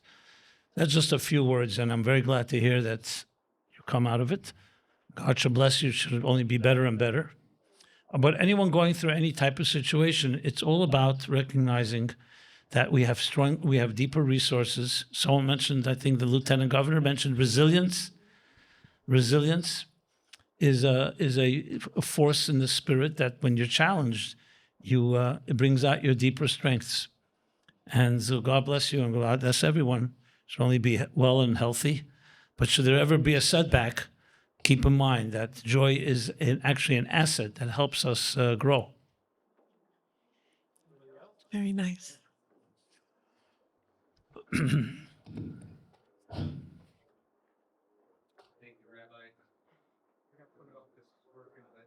It's working, yeah. Oh, your voice is loud. It takes a second. There you go. Well, as we talk about education, I've had a chance to talk with Mindy about education, and I love his views. And being opposed to the teachers' union and what they stand for, would it be against the Jewish to start their own private school? I think it would be wonderful and allow the public to come. Is that possible? I'm not so clear of the question. Do you mean? If Mindy had started a private school here in the Valley that's on Jewish principles and good values and moral, is that something that's possible? You should ask Mindy.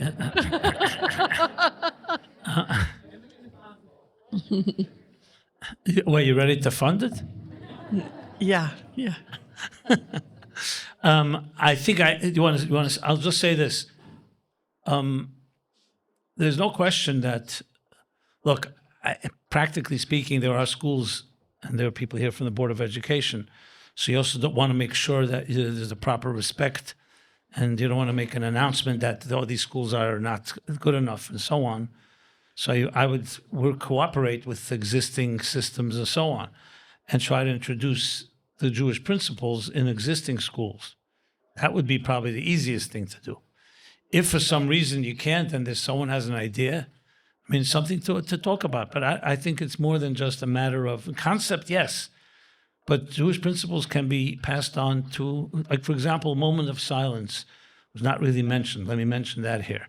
The moment of silence is a concept that actually, I don't even know if it originated from the Rebbe. I think it was out there already. Prayer in the schools, but then later it's moment of silence. And you don't need to create a new school for moment of silence. Go to the existing schools and teach the importance that children need to feel accountable and to know there's an eye that sees and an ear that hears, and that we're accountable in our behavior. And the moment of silence is like a moment of introspection every morning, infusing our children and our students with this sense. So that would be something you try to have every school in this country implement. And other principles as well. I know that's complicated because it's very hard to change systems that are already in place, because you have a lot of resistance from faculty and from habits and routines and so on. But I understand your point and I get the spirit of it.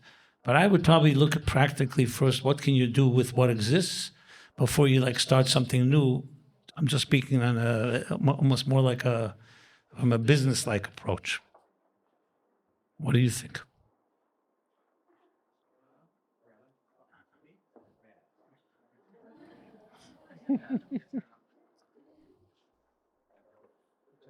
I probably could have just asked for a mic from over here, now that I think about it. Thank you for being here, Rabbi Jacobson. Something that I highlighted, it's in chapter 18 under responsibility. And I think it really speaks to our community that we have here in the Matsu. I know that I've witnessed it just from my time of working for MyHouse. It's something at the end of the chapter that the Rabbi said. He said, "We cannot just run away, leaving at risk those who cannot afford to move and harming the local merchants. While it may seem difficult at the moment, by staying together, we will bolster the community and it will become an example for other communities." My question being, what are examples that you've witnessed in your local community and other communities? What real world actions have you seen taken that create that environment that bolsters local communities? Okay, this is I'm glad you're asking. I mentioned I grew up in Crown Heights. When I was a child, Crown Heights was a bustling, I would say. Where's Crown Heights? Crown Heights is in Brooklyn. Where's Brooklyn, New York? New York is a little town, very many miles away from the center of the universe called Alaska. But New Yorkers think they're the center of the universe. Okay? Good, yeah. Yeah. So, no, it's important because I don't know, you all look so young to me, but I don't know if any of you remember the transitions that happened in the 60s during the civil rights movement. So basically, almost all the major cities in the United States went through upheaval, where the whites began to run away from downtown Cleveland and downtown Chicago and downtown Los Angeles and downtown New York, downtown Brooklyn, meaning Brooklyn, you name it, everywhere. Detroit, they ran to the suburbs, and unfortunately, they left a big void. So a lot of people either below poverty, and a lot of crime entered in. It was associated, and this is by no means any racist statement, it just was associated very often with the blacks in these communities. And Crown Heights was no different. So let's say, maybe of the 300,000 citizens of Crown Heights, 200,000 probably left. And crime went up and drugs went up. There was a lot of upheaval. As a child, I remember that. I remember, some horrendous stuff that happened. And the Rebbe refused to run. So he was like one of the whites that stayed was Lubavitch Rebbe, and he tried to influence others. So part of what you're reading is based on that. And he was saying, it's not so simple. You can't just run and take care of yourself. There's other people to consider. Not everybody could afford moving. And the Rebbe had this consistent position in South Africa. So do you know how many people ran after apartheid was eliminated in South Africa? Many, many whites, including Jews, ran away. And the Rebbe again told anyone that would listen to him, we cannot do that because you're putting other people at risk. It was another example of the Rebbe going out on the limb, unpopular, because it seems right, everyone's running, let's all run. And the Rebbe did not believe in running out of panic and so on. And so I saw that play itself out. I will say this, and the Rebbe was right, because he said that after the panic passes, there'll be a revival. Go to Crown Heights now. You tell me what it's like. Been a complete turnaround. It's thriving economically, the growth. And I remember when Mayor Giuliani came to a new Jewish institution, Ahol Torah is a school in Crown Heights, and they expanded, and he came to speak. So I introduced him. I actually gave him a copy of Toward Meaningful Life, and I said, New York can thank the Rebbe because he drew a line in the sand. Because, for example, Brownsville, Bed-Stuy, many East New York, many communities turned into slums, but the Rebbe would not leave Crown Heights, and that was where it stopped. It didn't spread. Wow. Because of that courage. But this was the Rebbe, this was his quintessential approach. What it means to all of us is don't just think about yourself, your responsibility of others as well. You can't just take care of your own needs when you may put others at risk. So I don't know if that answers your question entirely, but that's some of the context. Nice. Okay. You got one couple. Yeah, people are building courage Yeah, that's it. slowly. Good.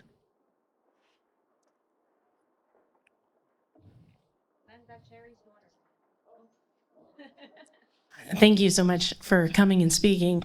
I am so super thankful for what you've said to go and be where they're at. I teach in the public school right now, and I try to bring the light. And there's so many lost and hurting kids, and I try daily to tell them they matter, right? They're brave enough, they're strong enough, they've got this. But it doesn't feel like enough. So my question is, do you have any advice on what's the next step? I'm speaking to them, I'm loving them, I'm encouraging them, but I don't know how to help them find their spirit, their soul. I don't know how to help them find that purpose. So I would love some advice. It's a great question as well. Thank you. Just for the record, all the questions are solid, very good. No hecklers so far. And Rabbi Greenberg will let you heckle a little. It's a Yetzirah. It's a great question, and I deal with it myself. Look, we can do as much as we can do. Unfortunately, even if you're giving this positive reinforcement to your students, they have homes, they have relatives. If the home is not consistently sending that message, so it's undermining the message. So I look at it like case by case, do the best you can. If you see, let's say, a young boy or girl, you could see they're anxious or just very, disoriented or something, it's very likely something's going on in their lives. It could be bullying going on. It could be family members. It could be some form of abuse. And it's part of unfortunate reality. So as much as you can possibly do is help identify and get that individual personal help.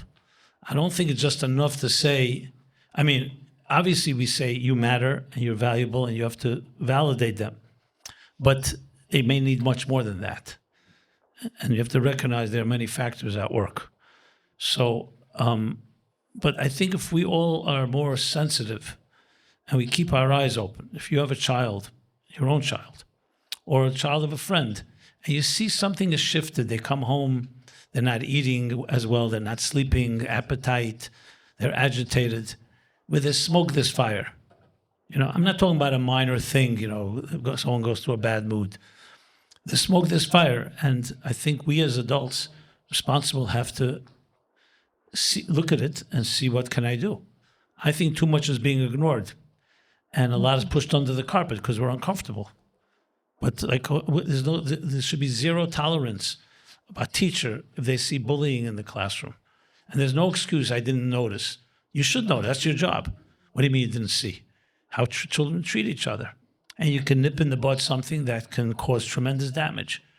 I think what has changed for the better is there's more awareness and more discussion today than ever before. So it is getting better, but there's plenty more to go. The hardest, of course, is within the family itself. Things that happen behind closed doors in a family, very hard to control that. Because what are you going to do? Parents, you want to report the children to Child Protective Service. It gets complicated if we're talking openly about it.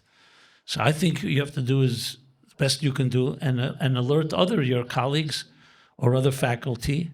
And again, it should be something that's number one priority. I love Frederick Douglass said a great, great line.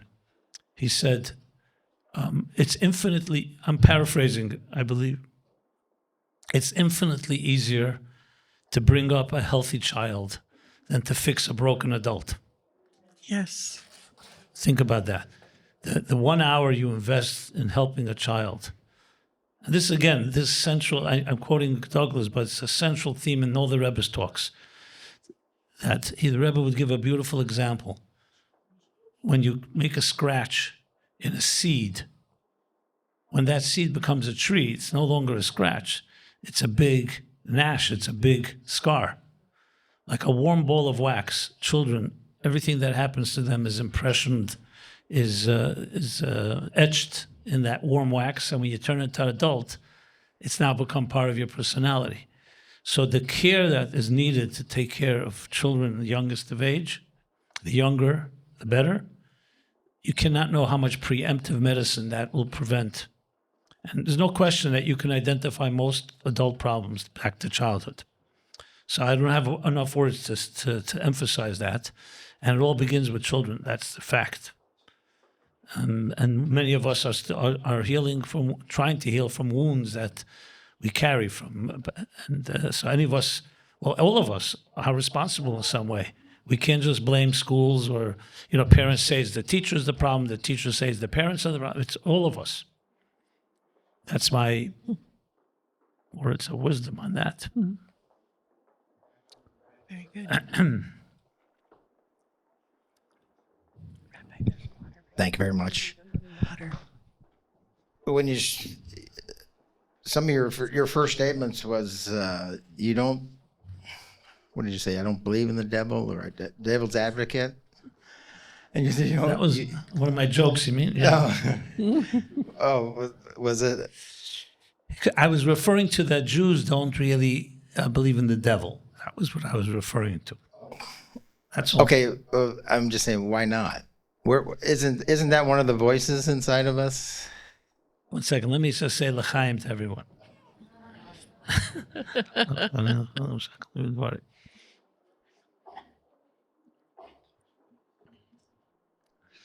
Of all the things I said, that's the one you're jumping on? Okay.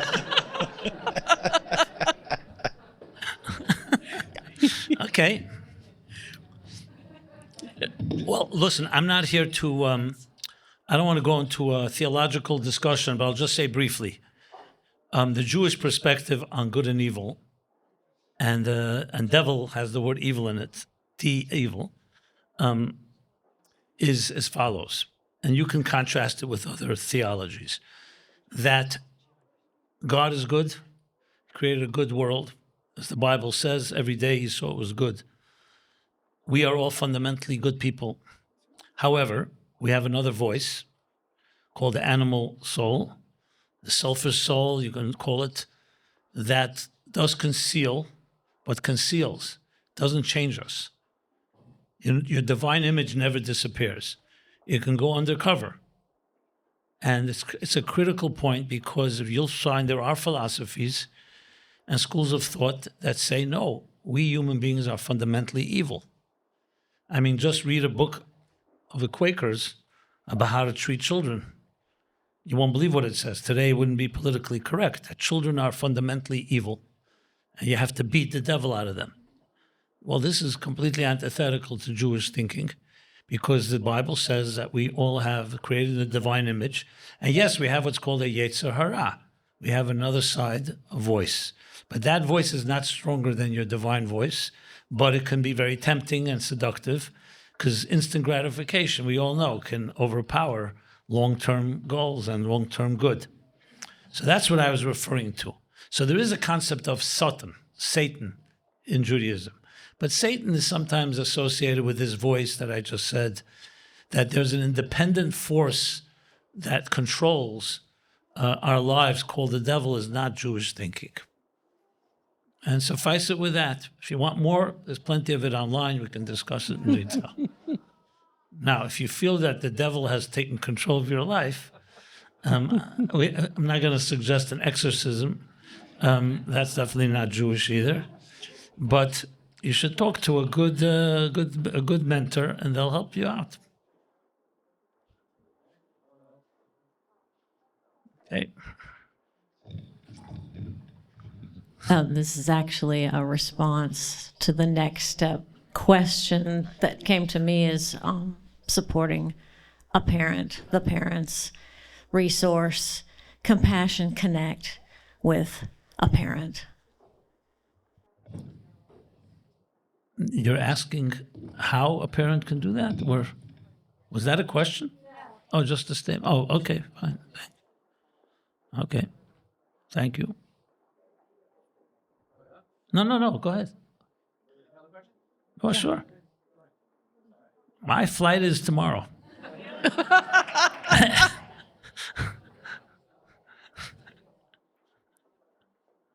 I can go till...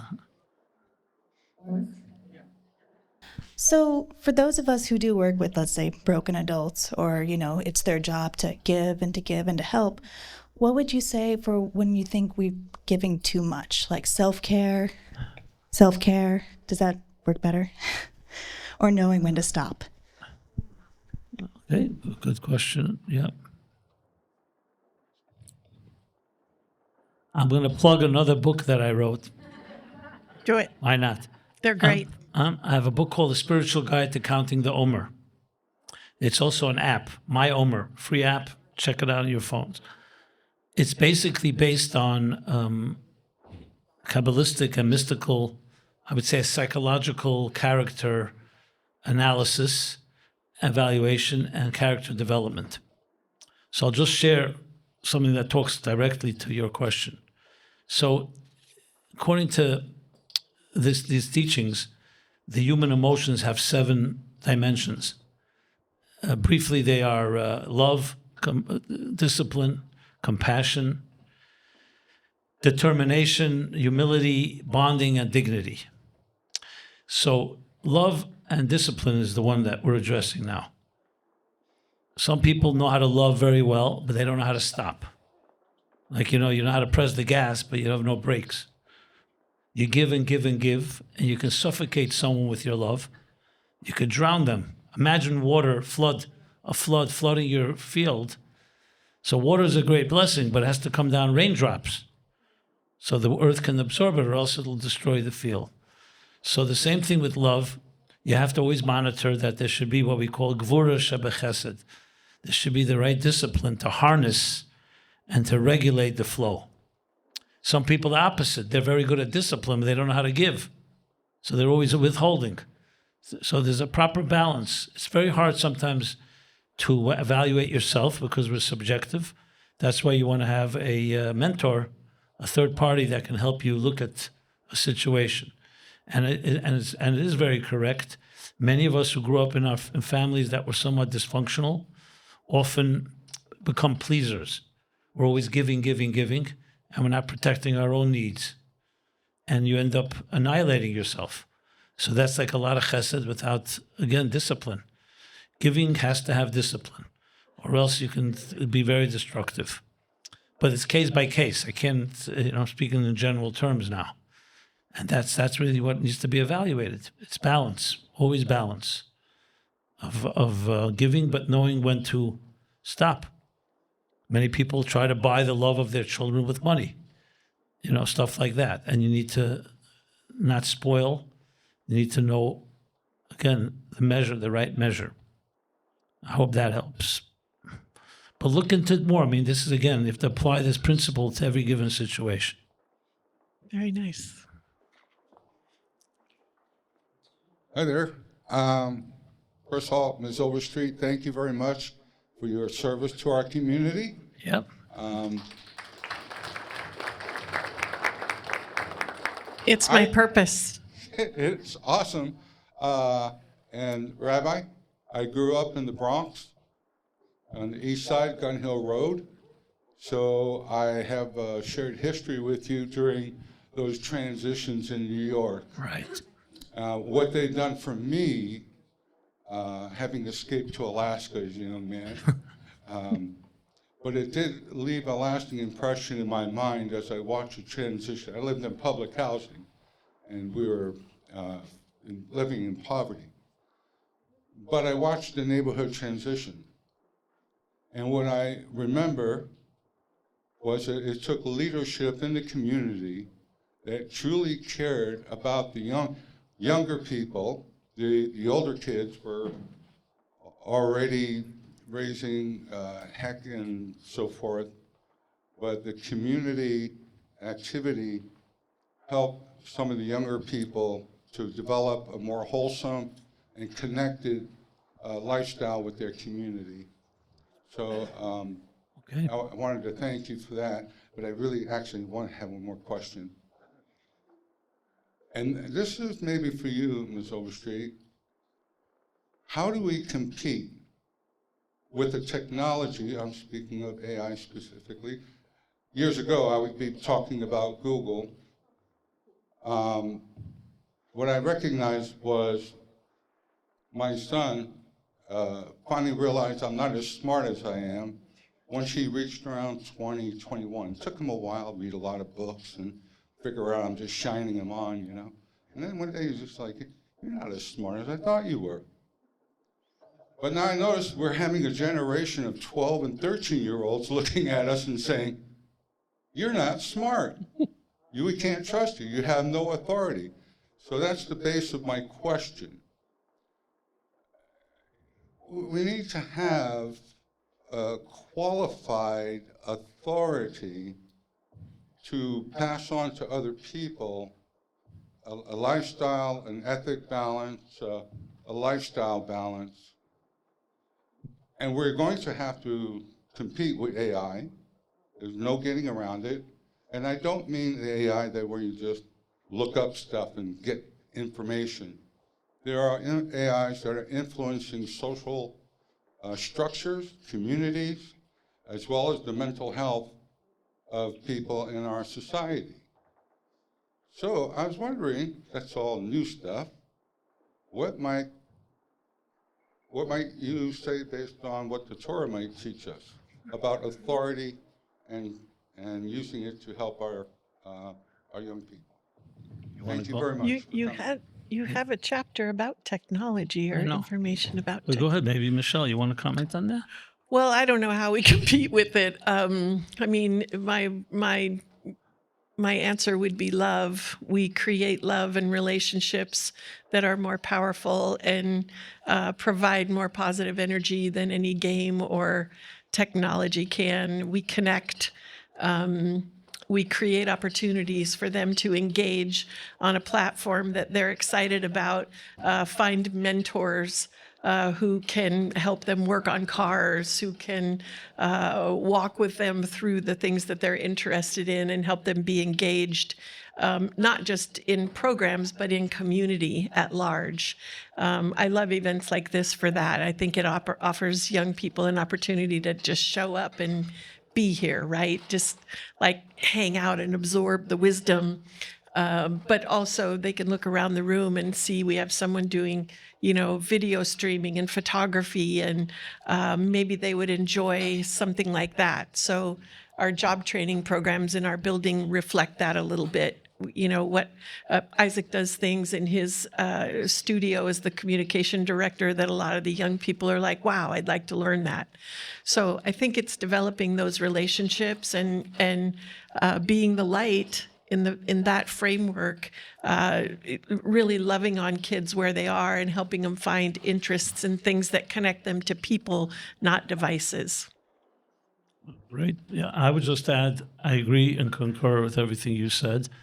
I think technology, with all its benefits, is also a challenge. We have to teach our children that we're not machines. Like I always say, yes, people ask, will AI replace us?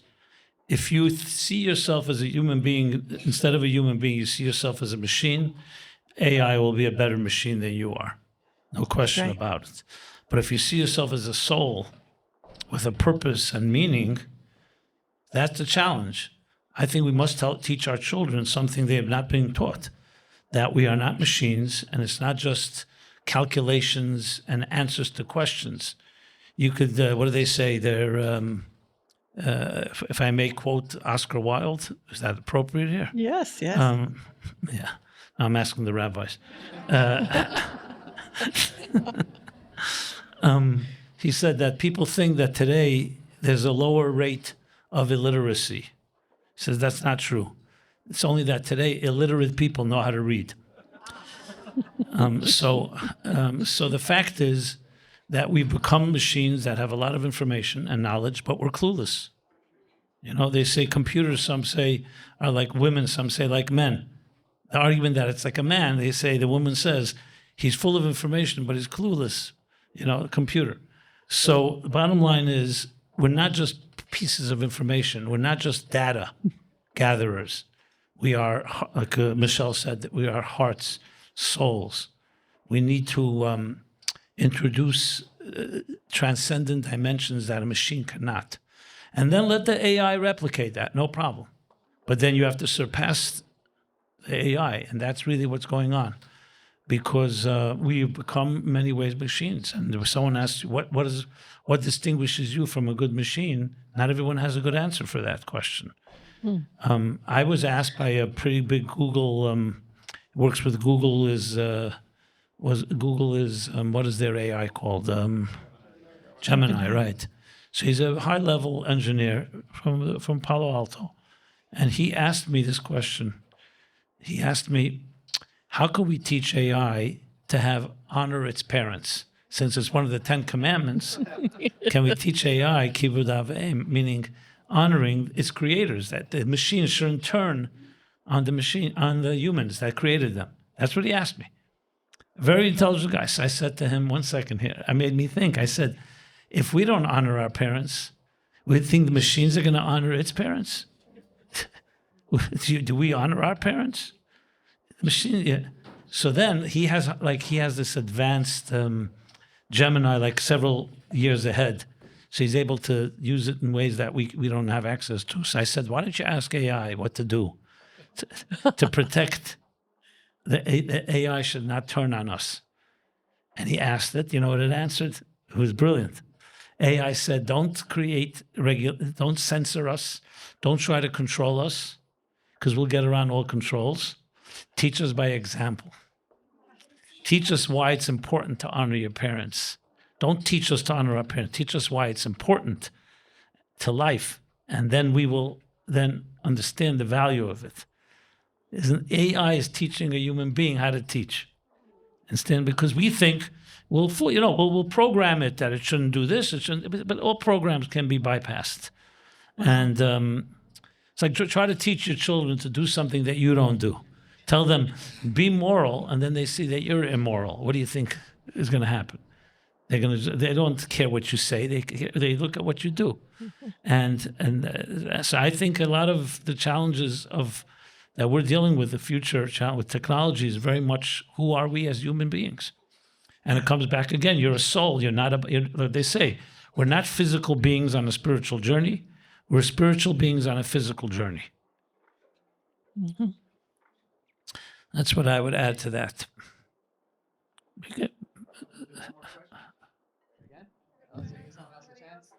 We can do a few more. Well, I have to ask the senior Rabbi Greenberg. What's the curfew? What's the curfew? When we Hello, I thank you both for being here. Michelle, it's nice to put a face to you. I've heard so much from my cousin Amber. Grandfather and I are both here tonight. Oh, thank you. I'm happy to see you. Bless you. It's nice to see you. I've heard years and years of stories. But I have a question. So I'm also deal with a lot of broken adults. Myself is one of them. And and some young people too. And I'm a believer in our Creator. And for the first time in my life, I had a lot of false accusations and just persecution coming on me. The more I grow with God, the more persecution I endure. And I've never had people physically come and level just like what I would call delusional accusations. So on that note, my question is, how do you, in this new age where there's a lot of secularism and, confusion, how do you recommend I move forward with all the persecution coming, and how do you keep that resilience inside? And I know both of you probably have loads of experience with being put right in the middle and in the crossfire. So what do you recommend? What do you mean by persecution? Can you just refer? I guess I'll give a little bit of the story, not to put anybody's names or anything out there.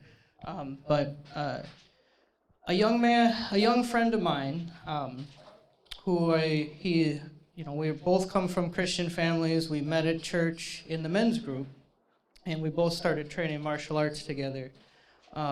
And this young man just graduated high school,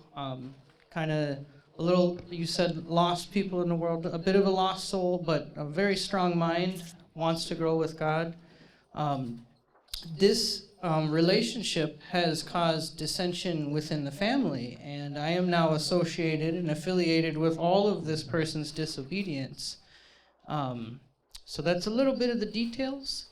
And I'm noticing a trend of people associated with me also dealing with persecution. In that regard. So the persecution coming from his family? Yes. Uh-huh.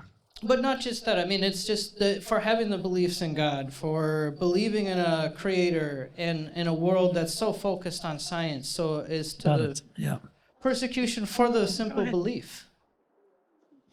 Go ahead, Michelle. Well, I think it's important to just hold space for yourself and your beliefs. I know, a lot of times the stigma around homeless youth emanates outward, and people think that they don't have value, that they're bad kids, that they do certain things that most of them don't do. And I think it's really important to just hold space and not let other people's words or opinions impact how you feel about yourself, how you see yourself, and how you relate to the world. And keep sending love out, and at the same time holding space for telling the truth, telling your truth, and telling the truth about what you believe. But don't. I would suggest not responding in anger or negatively. That diminishes the light. It diminishes your power and your ability to cope effectively with the situation. Hold space for what you believe. Keep being positive. Don't let other people determine your value. Again, I concur. What I would add is, again, case by case, because every situation is different. Firstly, they say get out of the line of fire. If you're in any situation where you're being persecuted, whether it's by family members or religious people or non-religious, secular people, like you're saying, you got to get out of line of fire. You can't allow yourself to be hurt. That's on an immediate level. But then you have to build the word resilience. You have to build strength. There's a very powerful verse in the Bible, talks about the Jewish people in Egypt, which is like the first documented slavery and bondage and genocide in Egypt. So it says this, I'll translate. The more they were oppressed, the more they flourished and they thrived. In other words, oppression and persecution actually caused them to proliferate. Like using another Talmudic example, that when you want to get olive oil, you have to press the olive. So pressure can bring out the best in you. So basically 2 steps. Get out of the line of fire because you can't allow yourself to be persecuted. Someone's hurting you as much as possible. It's not always easy because especially if it's a family member. And you don't have to argue in every given situation. There are people, you said, like the secularized world that has real prejudice against faith and religion, and maybe even legitimate because some faith and religion itself is unhealthy and dogmatic and condescending and so on. But regardless, you can't allow yourself to be persecuted. But at the end of the day, any challenge can be turned into strength. And you'll see the greatest people who have achieved real heights usually came through some pain. And they knew how to take the pain and turn it into growth. Like there's an expression in the book of Psalms that you sow with tears and you reap with joy. So the tears become like raindrops that make you grow. Those are the few points I would add. Very nice. I think for now, we want to let everyone have a chance to also get their book signed. So if you have a book, if you didn't get the book yet, you can still buy the book. Ladies and gentlemen, thank you so much for joining us this evening. Thank you so much. Thank you so much, Rabbi Jacobson and Michelle Overstreet.